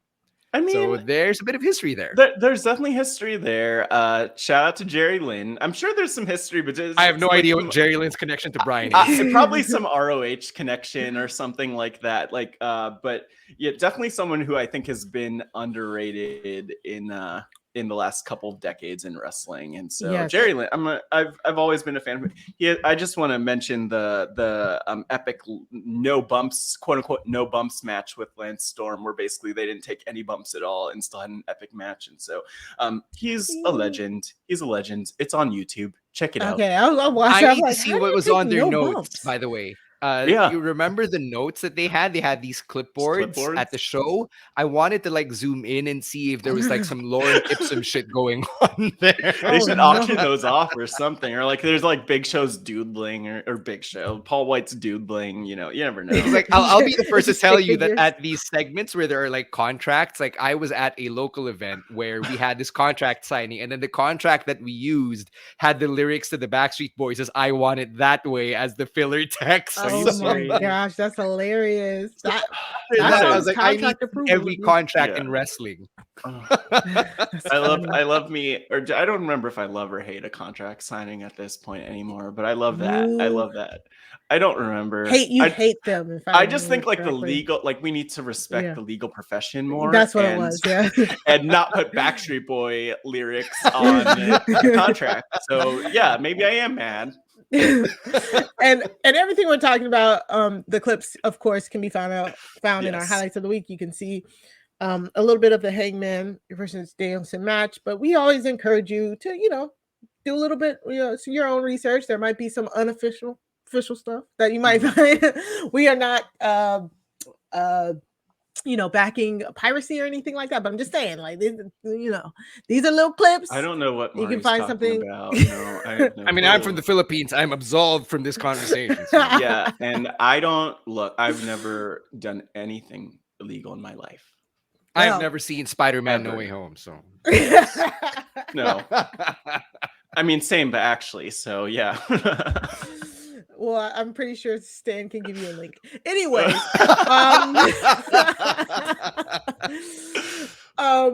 to my ticket, like ticket. I don't even know what's called, my box office to get some tickets and go. Got So it. we got a new TBS champion. So the TNT champion is the male secondary title, the men's secondary title. So the TBS championship will be the women's secondary championship. I just on that, just to like jump in on that one, even just what you said, like I love that it's not the TBS women's champion or anything. Yes. I even caught myself in taking my notes, like noting that, like, oh my God, I love that it's just the TBS championship. But we very rarely get women's championships that are not called the women's championship, so that's kind of unique. Exactly. And it, like, I remember, do you remember, what was that, like 2 or 3 years ago when there was that rumor going around that like, oh, WWE is going to take women's champion off of the belts, and people got all mad or something like that. It was like, it doesn't, I think we talked about it. It's like, it's not that big of a deal, but it is kind of that big of a deal that at least with the introduction of the new title, you know what I'm saying, that they didn't include it. So I don't care either way personally. I really don't. Like I like to respect the lineages of the belts. And so if it's the WWE Women's Champion belt or the Divas title, whatever, I personally, you know, I don't really care. But I did like this TBS champion, the belt, the design. I like that I like that Jade Cargill won. Bam. If you look at our YouTube, you'll see a picture of Jade. Bam. That's for each ab she has. Bam. That woman is unreal, man. That woman is unreal. Score one for the former basketball players. I really appreciate it when basketball players transition to wrestling. You have your Lash legends and your Omases of the world. But man, Jade Cargill, seeing her be put in this position after the strong build she's had over the last year of her career, right? That rookie year. I'm happy for her. I'm happy for her success, and seeing her daughter in the crowd. You cannot be happy. So you can't be not happy for her, even though she's a villain. Yes. No, and I also love, oh man, like so there's so many things here, but one of them is that, like, I feel like so much of this past year, I just keep seeing her on Twitter, and it's like her all fighting, the time. like not even, I don't want to say fighting with fans, but almost like defending herself against fans and just speaking up and being vocal.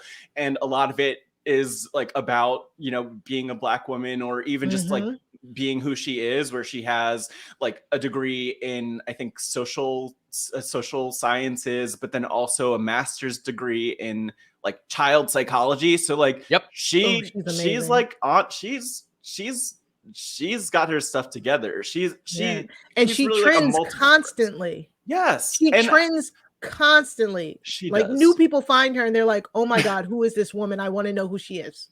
Oh, I thought you would say new people find her and they're like, oh, I hate her, I just want to yell at her. No. And then, but yeah, no, it's amazing. And she's like, she is I think someone who I could see huge things from, because I mean, one, she's like a huge competitor, or a huge like person, which is amazing, but also like, what, I mean, she's only getting better. She's surrounded by like some of the best women arguably in the business right now.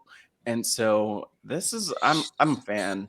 So her and Ruby Soho had a match in the finals of the TBS Championship tournament, which I loved. It took like months. I think they started in November or something like that. They did. And this is what I love about, like, if you're gonna have a tournament and it goes this long, I really like that, because it feels like it gives it a longer build, a better build, and all that stuff. So I really like that. Her and Ruby. It's like it's a storyline, and that's the thing, like, because there are many times where we'll see tournaments that are not actually turned into storylines. But just before we even get to the Ruby match, like, we saw Jade beat Red Velvet in the first round, kind of in a actually it was about a 10-minute match, so not like the quick squashes that we mostly see from Jade. Because I saw it somewhere on here, I think after the match they mentioned her record in AEW is 23-0. Okay, 23-0 now, right? And so she beat Red Velvet, then went on to beat Thunder Rosa, but not until there was a little bit of like a feud and some anger between them. So that built up. Mercedes Martinez showed up and helped. I was waiting for the shout out, man. So I'm just gonna do this right now. You should be on the YouTube, because like this is this is what I'm going to keep doing All right. this whole segment. Respect. And then we got to the Ruby Soho match. So again, like I was saying, putting Jade with more experienced people, I think, is something that'll pay off. Exactly. In this match, Jade is still new. She's still getting the feet under it. So, was it perfect? No, it wasn't perfect. Was it serviceable? I think so. I thought it got the point across. I like her and Ruby's chemistry. I would also say, I think it depends what we're talking about. Like, if we're talking about in-ring work, that's what, it's kind of like what I was saying about like the some people are like the fans of the in-ring workers and some people are fans of the characters. And true. I don't have a problem with Jade's character, but not at all. We'll talk more about that. Yeah, like Smart Mark Sterling with her. I loved all of that. The run-ins didn't really affect anything. Like, didn't take away anything for me. I thought it was pretty good. I think people can be a little bit harder on her. She's considered AEW homegrown talent, and I think this when they announced this tournament, I was like, how do you not have Jade win? I feel like this was building to this. Yeah. For the longest. So I'm glad it turned out like this. I can't wait to see what she does.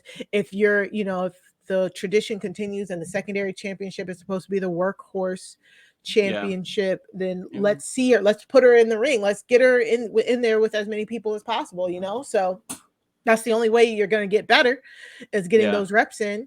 So I'm excited for it. Any final thoughts from anybody about the Ruby?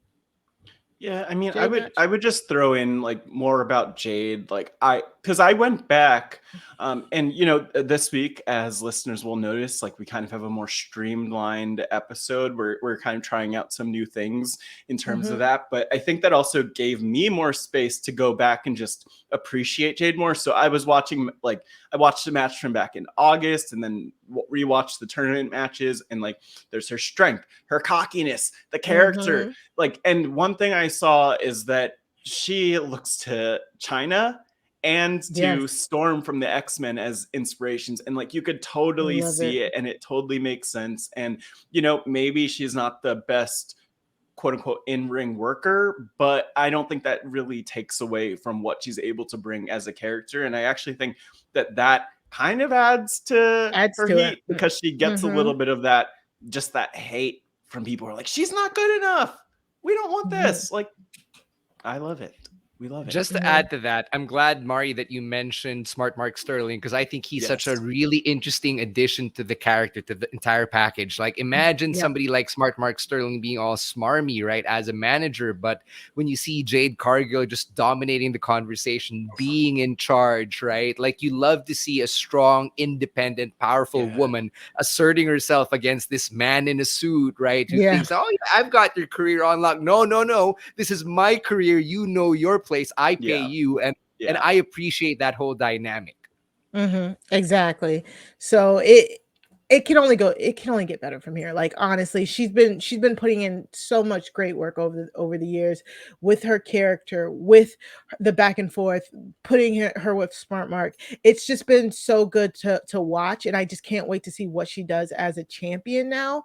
And I'm just very excited to be. But also, I'm very excited. Again, like not to stress it too much, but also not to understate it. Like, okay, in theory, we'll see her with Mercedes Martinez by her side, 21-year veteran who don't even need to go through that lineage and history. Thunder Rosa, like Ruby Soho. So we're getting these people who will help consistently every single week make Jade better. And I mean, I was thinking about this. I almost don't feel like that could happen if she's not champion, because now you have the top people coming at her as opposed to her challenging, trying to challenge the champion, which doesn't make as much sense. I really am excited for what's going to happen with Jade here. Yeah, exactly. Okay, so, and finally, I mean, we got new AEW tag team champions. Finally, Jurassic Express has won the AEW World Tag Team Champions. And Matt, correct me if I'm wrong. Is Austin, aka Luchasaurus, the first Big Brother alum to win a major title? No, you're wrong. Because Mr. Spectacular, Jesse Goddard's baby, one of the bad boys of Big Brother, season 10, season 11, appearances on 13, 14, 16, 17, 18, 19, Celebrity Big Brother, season 20, season 21, all over the place. Jesse Goddard's won the TNA Tag Team Championships twice. So, okay, I'll give you that, I guess. I think that counts. Yeah, that counts. I know. So that means all the big three of the CS's big three reality shows are represented, right? So you have John Morrison, Survivor, Amazing Race, Robert Stone, and then Big Brother, Jesse Goddard's, and Luchasaurus, right? Wait, Robert Stone was on Amazing Race?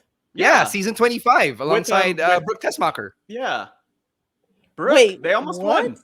They were fourth place. Like, I binged that season last year and I loved it. I loved them so much. I watched it in the real time and I still remember it. And I should season 29. I need to watch that again because I've been on an Amazing Race. Season 29? No, 25. 25. Okay, I think I missed it. With me and Amazing Race, like I watched 2 seasons. I get it. I skip. I watched a season. I skip. It took a global pandemic to get me back into the Amazing Race. Now I'm curious. Now I'm like, okay, I could watch because I'm like, how did they film this show? What was there a hook of that season? Like, was there a hook? Was it? Well, for me, the hook was they went to the Philippines. No. So. Like, because I remember that was why I watched too. No, I don't know why. I don't remember the hook. Because I remember I watched the Reality Stars one. I watched the Blind Date one. I watched the Strangers one. It's been a minute. Now I am so. I'm looking it up. I can't remember if there was any particular hook. I don't think there really was. Yeah, I don't think there was. How did we go this long, Matt? Why didn't you say anything? You mean like I mean, you two are part of the whole reality TV network, so that's on you two. Look, okay. Here's what I'll say. Like, Robert Stone is such a different character than when he was Robbie E with like the Jersey Shore style thing, and also time. He was Robbie E. Yes, Mari, one and only. What? Yeah. And he brought that whole dude bro persona to the Philippines, all the way to the Philippines, where they where they made it to the Amazing Race 25. It was there. It was all there. I am like flabbergasted right now. I could not tell that was the same guy. Hey, yeah, the one and only. Fist pump. Woo. Okay, wait, I'm just getting my jersey. Like, maybe he's hiding it all under that suit. I just didn't realize. No, he's much leaner today than he was back when he was Robbie. This is hilarious. I'm like, sorry. If anyone, you know what? I'm not going to apologize for laughing so loudly into the mic just because this is hilarious. And yeah, this is great. This is so I love funny. He's wow, Mari. I thought you were just like, how are you have a wrestling podcast and don't know who Robbie? I'm sorry. I'm kind of bad with faces when it comes to like. He's been wearing sunglasses though for the most part, and he actually wore sunglasses back then too. So yeah, did you also have that blind spot in your wrestling fandom? So confused. Yeah, I mean, don't expose her, Stan. No. What Mari I'm saying has is, been I watching can't blame consistently you. Forever. She has watched every single week and has never missed. Missed a show. I've said on this podcast that TNA, I've dipped in and out at best. You know what I'm saying? Yeah. So, but I knew who Robbie E was. I mean, like that whole aesthetic was a thing, you know. Yeah. But I couldn't even tell. I could not tell. But again, I was a big fan. I was a big fan back then of or at least like I watched a good amount of TNA at that time too. So I don't blame you. He is leaner, so it's kind of hard to put it together. Like when you think of him as Robbie E, I guess, or that guy from Amazing Race 25.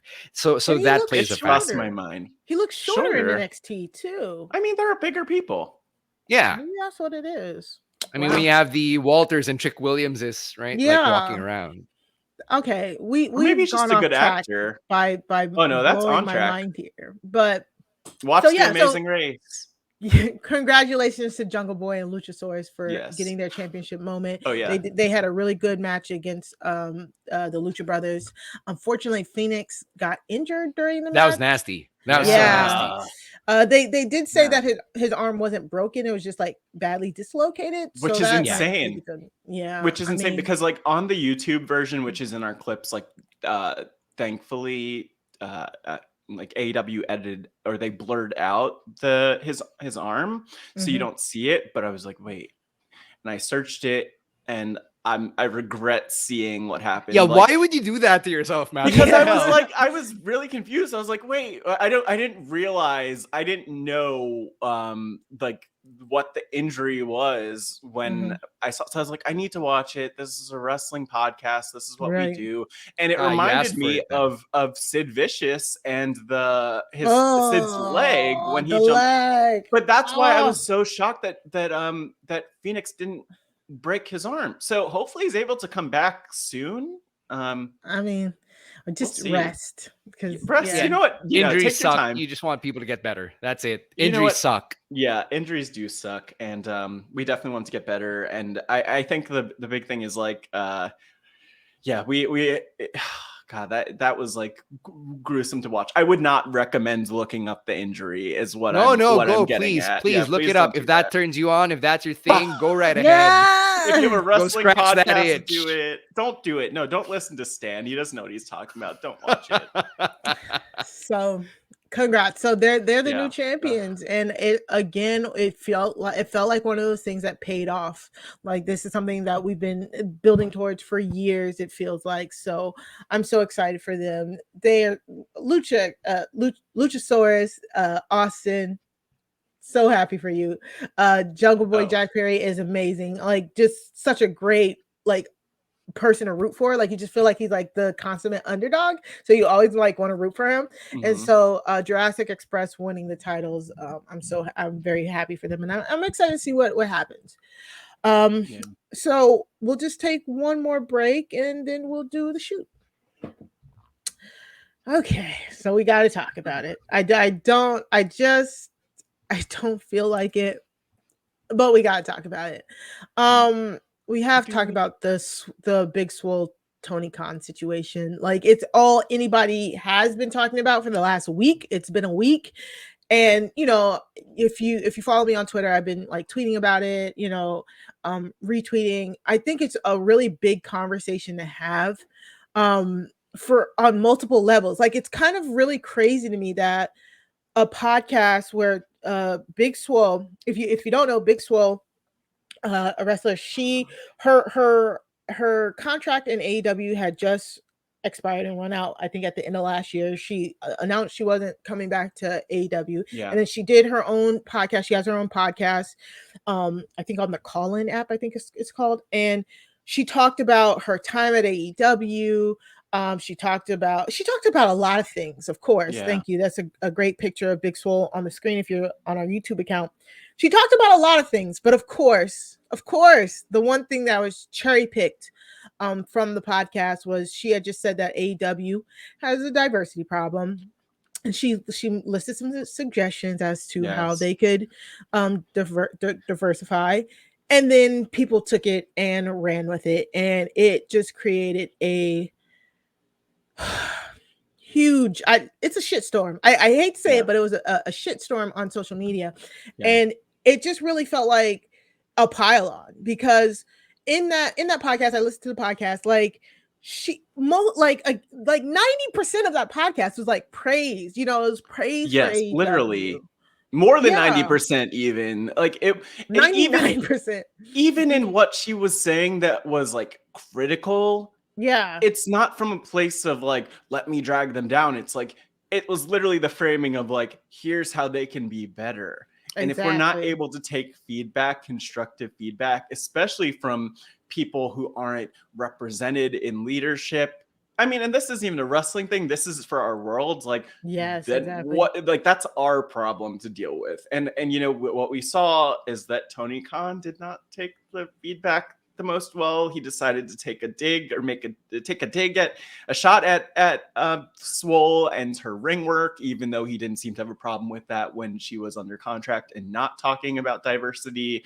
And I also think that, because I did listen to the podcast too, and one thing I'll just say, by the way, is that like Fightful did a good job, like including a ton of transcripts from the podcast with Swole. We definitely, I'll make sure that we link to the Swole podcast in our show notes, because like, even though they did a good job with the transcripts, the problem is every single headline is basically, including Fightful, is like Big Swole says AEW lacks diversity.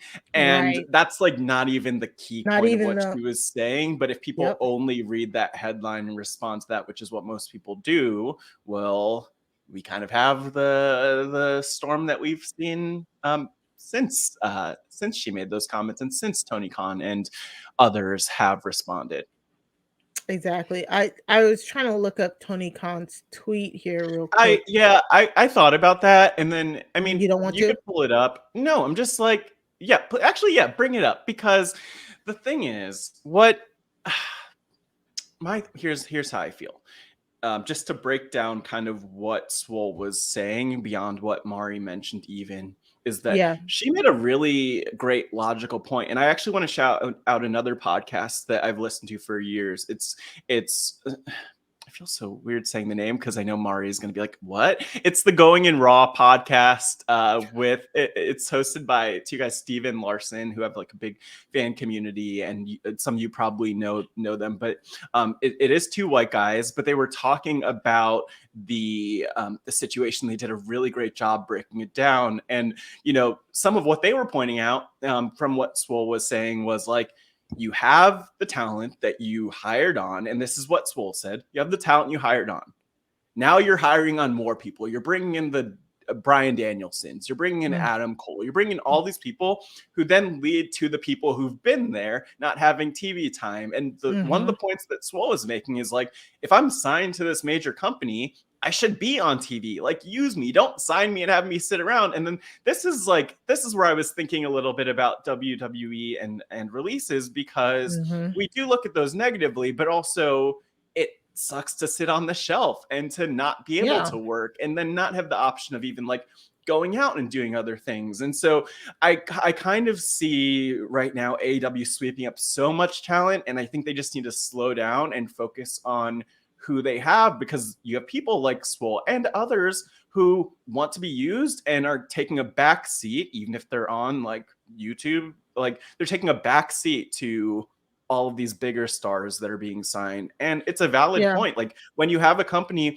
that doesn't have the writing team that WWE does, or the structure that WWE does, and it becomes like, pitch to Tony Khan and tell him what you want to do and go ask, like, that doesn't work for everyone. And that shouldn't have to be how it is. People should, if they're signed, there should be a plan. They should be booked. And I get where Swole is coming from in large part with this. There's so much I have to say about this, but I'm going to stop talking for a second. Yeah, no. You're right on. Like, Swole was just talking about why she just didn't resign, because she just said her piece was being disrupted, and she knew that when you realize that you're not into something, or something needs to change, then you do you do that. And again, she also talked about how much she really liked Tony, and how much of a great guy he was. And she gave an anecdote about like how he would take them out to dinner and stuff like that. It was just so much like really good like critiques and good stuff that we could have talked about to open like the doors and stuff, and make AEW like better. Like everything can always get better, y'all. Like it. You know what I'm saying? Like things can always get better. If you can critique things that you love, you can have constructive criticism. you don't need to go at some, defend something so overwhelmingly when it's just a harmless critique. And that's what I felt Swole had. But the reason why this really kind of just got out of hand was because Tony Khan responded, the top 2 AEW execs are brown, me and Mega. Jade, Bowens, Caster, Dante, Nyla, Isaiah, Mark, Quinn, all won on TV this month. The TBS title tournament has been very diverse. I let Swole's contract expire as I felt her wrestling wasn't good enough. And then he goes on to plug Rampage and the street fight. This was just yeah. And what were your thoughts when you saw that? I was just gonna say that was just insanely disrespectful and not necessary. And I also, I mean, I kind of want to laugh too, because somebody pointed out, like, you were able to name every black or brown person in that tweet who won, and you still had enough like characters to then plug your show. And like, it's just like, that's not the flex you think it is. But also it's like compare, like look at and not to make the comparison, but it's an easy comparison to make because we've talked about this a lot with WWE. Bianca Belair, Big E, Lashley. The list goes on and on of all of these black performers who have not only, like, it's not about getting wins, like, but right. My question for Tony Khan is, who's in those featured spots? Who is the show built around? Are any of your black performers in, like, being built around in the show? How could you do more? How could you do better? And what I just think about is, like, you have to, the thing that got me with this was, it's about power. Because at the end of the day, he's not tweeting that to someone who has more power than him. He's tweeting that, or tweeting that about someone who has more power. It's about someone who he feels like he could kind of punch at. And I will say, I don't think that, I mean, I wish that the tweet were deleted by this point, which is like one thing. But I think I would say too, I don't think that this means that they won't. It concerns me about their prospects for like more diversity and understanding it. It also bothers me that, like, she's clearly talking about her identity and experience, which is as a black woman, and being a brown person. I mean, being like a brown person of different types, or even a person of color of different, like, all of us have different experiences, but in particular, being a black person in the United States is like so much different that's really weak and shows a lack of understanding of like race and dynamics and power dynamics and privilege in our country. But that's a conversation for another time. No, that's totally, or maybe this time. Yeah. Real quick, Stan, like, diversity, inclusion, and equity be kicking y'all asses. Those are 3 different things, y'all. Diversity, inclusion, equity. 3 different things, first and foremost. So naming off your black friends, that's not a way to respond to people say you have a lack of diversity. Like, I don't care if it's Tony Khan or who else. Like, that's not how you say, oh, we're diverse. Having those black bodies there is not the end all be all. You have to, like Matt said, do they get equity in their creative process? It sounded like Swole did not. In her experience, she said she felt like it did not. She did not. Like, do they get those top spots? Is stuff being built around them, like Matt said? Like, and yes, it's like it's just so many layers. It's really kind of annoying because once Tony did this tweet, not only did he list his friends, but he also took a dig at her on her way out, like, oh, you couldn't wrestle that good, which opens the floodgates for your millions of fans to then attack this lady because they're like, oh, well, if Tony Khan can say it, then I can say it. Like, what on God's green earth made you think that was okay? Like, they need to get a PR team. They need to get something. And I still haven't seen an apology by Tony Khan. And then, gonna keep going. Then this puts his current black talent in a pickle, especially those people he just named. Hobbs because now that black talent either has to come in and defend him like Hobbs did, or they have to condemn them like Leo Rush did. But no matter what, so now Leo Rush is getting heat because he ended up saying he talked to Tony, he quote unquote backed down. So people are like, you gave up. Then you got Hobbs releasing a full press release saying how he was treated and basically invalidating Swole's experience, which then people are going at him. It's like now your black talent are receiving heat on your behalf, and you still have not issued an apology, Tony Khan. And I'm just, and then you had what's his face, the backstage guy, talk about how he's like a backstage extra talent guy. I'm like, this is stupid. Tony Khan, you should have apologized. You shouldn't have ever sent the tweet. And no, I am not an drone who is just using this to get back at Tony Khan. I am a black woman who has experienced stuff like this in my personal work history, and I don't appreciate the way that Big Swole is being treated. I don't care if WWE would have done this. Do you understand the amount of vitriol they would have gotten? You know what I'm saying? Like, especially for me, like, I just don't, and saying that people are using this, they don't really care. They're just using this to shit on AEW. No. I'm a black fan. I'm a black wrestling fan. This did not sit well with me. And to me, it's kind of like spitting in my face and saying, you do not care about my feelings. And to invalidate somebody's experience who wasn't even going at you like that just shows the level of immaturity is not there for you to own your own company. But I kind of just want to, like, I don't know if Stan wanted to say I was just gonna say, I kind of want to and I'm curious. I know Stan I'm sure has a lot to add to this. We are going on and on and on because, like, I think for me, and I love what you said, Mari, just to kind of like widen it or bring it down to earth a little bit, is that, like, we this is personal for us because, like, we experience stuff like this in our day-to-day lives, in our careers, where people, and I love what you were saying about diversity, equity, and inclusion, and these being different things and things that people need to work on. And, like, also just the fact that, like, just listen, that's all we're asking. Listen. And we want to cheer for you. We want the wrestling world to be amazing across the board, and I think it can still get there. I don't take this as a reflection of, like, the progress that can be made, because I think that it could be made, especially with these conversations, which is why we're talking about it. Like, we're not doing it to put anyone down, but yeah, man, this is rough one, and it hits close to home. It really does. It does. I just want to start off what I have to say by acknowledging everything you said, Mari, because I think that's a lot of powerful stuff. I think that these are things that need to be said, especially since you stood up for yourself as a black wrestling fan and as a black woman, right? And these are things that I can't speak for as a man, as an Asian, so I recognize how different our experiences are.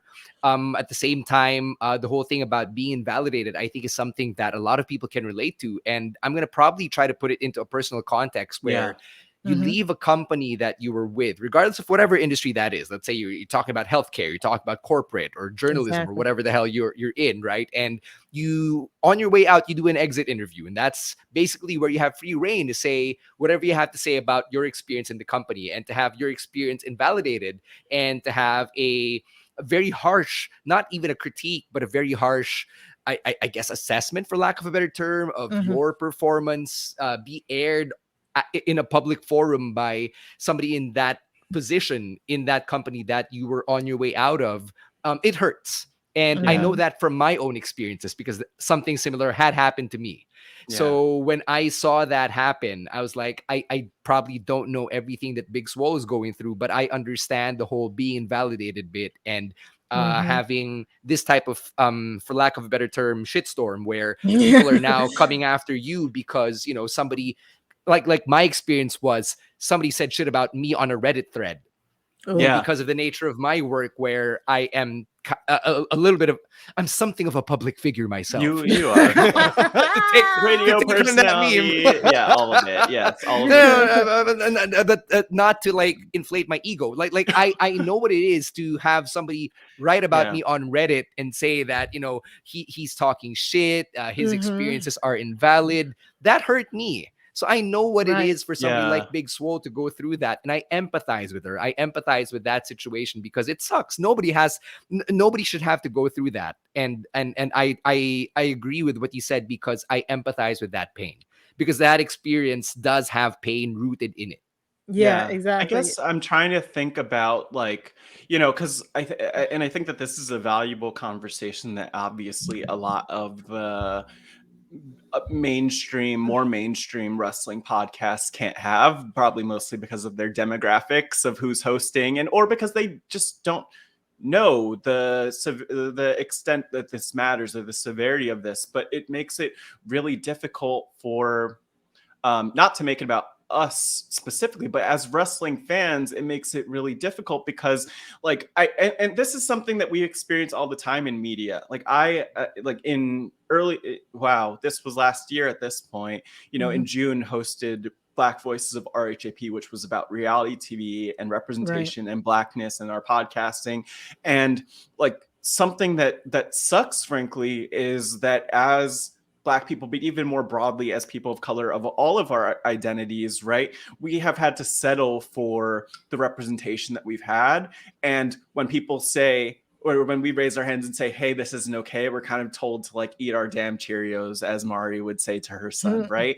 And so like, I just kind of think that I really, it makes me sad because I don't see an avenue to actually be heard by Tony Khan, especially in a world where he hasn't apologized or deleted the tweet or anything like that. And it's sad because like we love wrestling and we want to love wrestling, and but it's hard to when we feel like personally invalidated. And like Mari, especially from your perspective, what you're saying as a Black woman, it's like, how could we watch this without thinking about this and feeling like this is not for me? Because I would have said the same things that Swole said, but clearly it wouldn't have been received or listened to in the way that it should be. Yeah. Yeah, it was just very, very disappointing. And again, like still having your talent, I think that's what really got me too. Like that, yeah, putting them in that position. Putting your talent in that position. Like nobody wants to be as a Black person. Yes. Who has seen that. Nobody wants to be put in that position. You see your coworker is talking to your boss about diversity, about inclusion, and then your boss is like, well, look, like if someone's like, well, Mariama's fine with it, yeah, I'm like, wait, what? Like you have to say something. Yeah. Yes, it puts you in a spot to either say something or to take a side, or it puts your livelihood at risk. You know what I'm saying? Because then, like, if you don't side with your boss, then do you get fired? Do you get demoted? Is your booking affected? Yes. You know, and you're already fighting the perceptions of being seen as like an angry Black woman or angry Black man, or even like all that goes along with being a woman or being a Black person, just like to separate those identities out and like remove the intersectionality aspect. And so you're already dealing with that. Yeah. And then this. And then look at Jade. Yeah. Jade won the TBS championship. Oh, yeah. We've been talking about how this was basically tailor-made for her. She wins. Now the discourse is, oh, they put it on her because she's Black, because of the whole thing, which I don't like. They've been building to it, right? They've been building toward it. It just made more. It made sense. Like I would have, I would have been more shocked if she had lost. And so it's now reducing her win to just the color of her skin. It's either oh, she just won because she's Black, because like they want to blow this over, or it's or it's like what's the other thing? She just won because she's Black, but also it's like, oh, like they're trying to appease people, they're trying to appease people. Oh, it's just so weird. I just thought it put the people still there in a horrible position, a horrendous position. To kind of shift this to like not more of a positive, because I think that it's important that we said what we said. Like what feels good to me is that I don't like, as a wrestling fan, that we have that even the three of us, but like Mari, that we have this space from week to week to have these conversations, because otherwise like we're not having these conversations truly. Maybe we're interacting on Twitter a little bit with people, but like we're not really having this space to kind of like go through the therapy of talking about it and breaking it down. And one of the things that I love and I'm excited for, hopefully as we like dive into this season, is to bring in more people who kind of get it, like whether it's like specifically Black wrestling podcasters or other wrestling podcasts or others who just kind of get it and like value these things and realize like that these things matter, because like we know that we're not crazy, we know where we're coming from, but it's like good to be able to bring in people who also get it and who also kind of like want and need that community of like, hey, we are in this together and maybe this kind of sucks, but like it's awesome to know that we get it and we get each other, and you know, we could push for progress together, because like that's the only way you can make change, when you have that collective action, that collective voice even speaking up and doing something. And I hope that we could be part of that collective voice and kind of like, not to be dramatic about it, but like link arms in a way with like the people who believe the same thing and like actually speak up and make change, because like what Swole said was on point, and I'm not forgetting that or leaving that alone anytime soon, and I'll, you know, I know that we'll push for that as often as we get the chance to, right? All right, I think that's enough. I don't want to start Happy again. New Year. I don't want to start again because it'll go for another 15 minutes. Go wrestling. Inclusivity, Joe Gacy. Acceptance. Stan, it was so great to have you back. You know, we would love to have you back as often as possible. So if we call, pick up our calls, please. But tell the people where they can find you. Let us know what you're working on. Let them know where you can what you're doing. Hey, I appreciate every time you hit me up and ask me to come on and join you on the Wrestling RHAPup. I'll never say no to any invites, even though it's past midnight where I'm at. I love it, man. I love it just hanging out with you here on the podcast. But if you're Filipino and you're outside the US and you want to check out WWE premium live events in our native tongue, or in one of our native tongues, Tagalog, you can check it out on the WWE Network. There's an audio option where you can choose Tagalog, and you'll hear my voice alongside Carlo Pamintuan, who does play-by-play. So we're really happy to be part of the WWE's first ever Tagalog or Filipino announce team. It's a dream job for me, and I can't believe I'll be calling the Royal Rumble in a few weeks. And then, you know, every show thereafter. So you can check out WWE commentary in Filipino on the WWE Network for only $9.99. So go check that out. Outside of my work with WWE, I took part in a documentary about my heritage as a Chinese Filipino. You know, we talked about representation, and it's something I really, really value as well. And I was really fortunate to be part of something like that. It's called Chinese by Blood, Filipino by Heart. If you want to know about our story, you can check that out over on Facebook and on YouTube. Just look for that title, Chinese by Blood, Filipino by Heart. And I still do the Wrestling podcast here in the Philippines, where it's basically what we do here on the Wrestling RHAPup, except for a Filipino audience. And, you know, we're not as lucky to have female voices on the show. So I think that, you know, the Wrestling RHAPup has that over the Wrestling podcast. And everything else that I do, from the voice work and the TV work, you can check that out on my link tree. It's linktr.ee/Stan C says. And finally, I don't know if you know of this supermarket called Seafood City. It's a Filipino-owned supermarket in the US. I recently joined them as their in-store voice. So if you hear the in-store ads in that supermarket in both Tagalog and in English, I'm the male voice that does those plugs. So that's pretty cool that, you know, my work from here in the Philippines is able to make it onto the US. It just blows my mind still. Now I'm Wait, Googling what's that it. grocery store called? It's Seafood City. Oh man. Okay, wait. I have a special request for I have a lot of requests now. So one, if you are a Seafood City customer, patron, go like take out your phone when you hear Stan's voice and just record the ceiling and just send us that video. If you are not in the US and you are listening to Stan C's commentary, record your screen, not for too long because we don't want anyone to get in trouble for copyright issues, but record your screen, send that over to to us. I'm not officially endorsing this request, by the way. No, but like I think like if you do it for like 10 seconds, you know, I think they excuse it. Like it's more of like an aunt or uncle type of move, like like, oh look, it's Mari on TV. I should start recording this podcast on my phone, like from over here.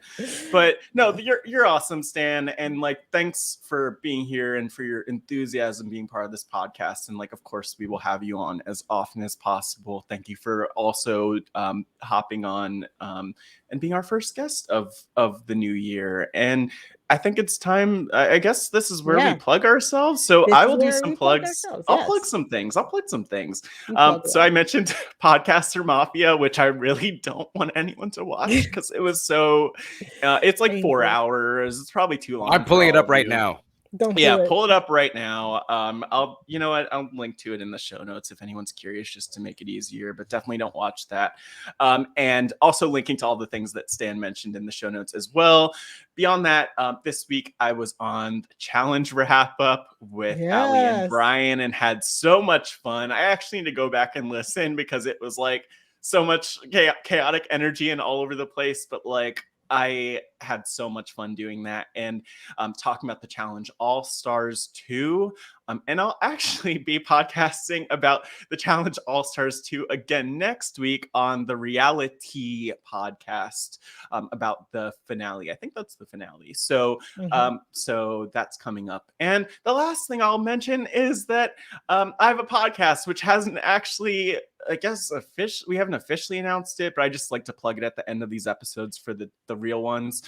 It's called Pod Friends, and it is me having one-on-one conversations with podcasters in this RHAP universe. Of course, at some point, you know, I'm trying to get Stan C on. I'm trying to get Mari Forth on, and we're going to make things happen. And it's premiering on January 16th on RHAP. So if you want to follow along with that, you could, of course, follow me on social media at MattScottGW, but even more, follow Pod Friends at Hey Pod Friends on social media. So I'm happy. I have a lot of good, fun plugs to start the year off. But Mari, where are you? Where can people find you? What are you up to?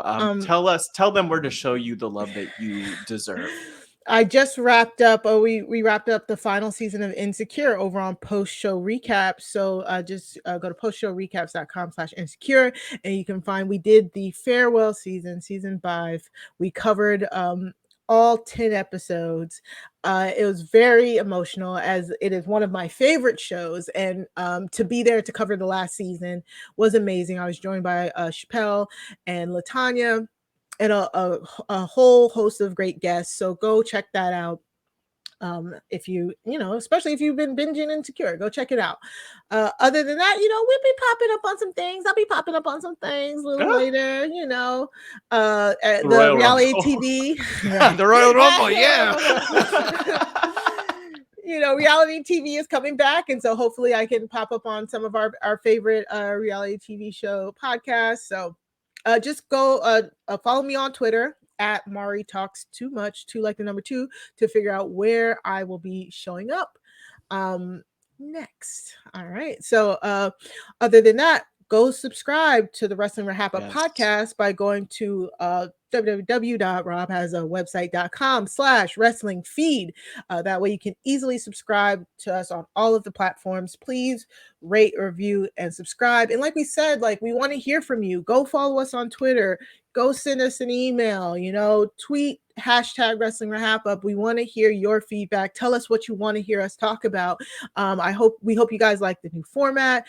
Give us what your thoughts on it. We'll be tweaking it. Like Matt said, we're hoping to have some more guests, new guests, knowledgeable guests. So stay tuned. It's going to be a great season. We still don't know if we're doing seasons or not, but it's going to be a great road to WrestleMania. Hop aboard on the road to WrestleMania with us. I was like, where's this? I thought it was going to be an analogy of some sort. Hop aboard our train, our boat, our plane, whatever you want to hop aboard on. We're going to be going to WrestleMania. Yeah. In theory, not actually. Well, who knows? We might end up there. And No, because Mari's going to win the Royal Rumble. In Dallas.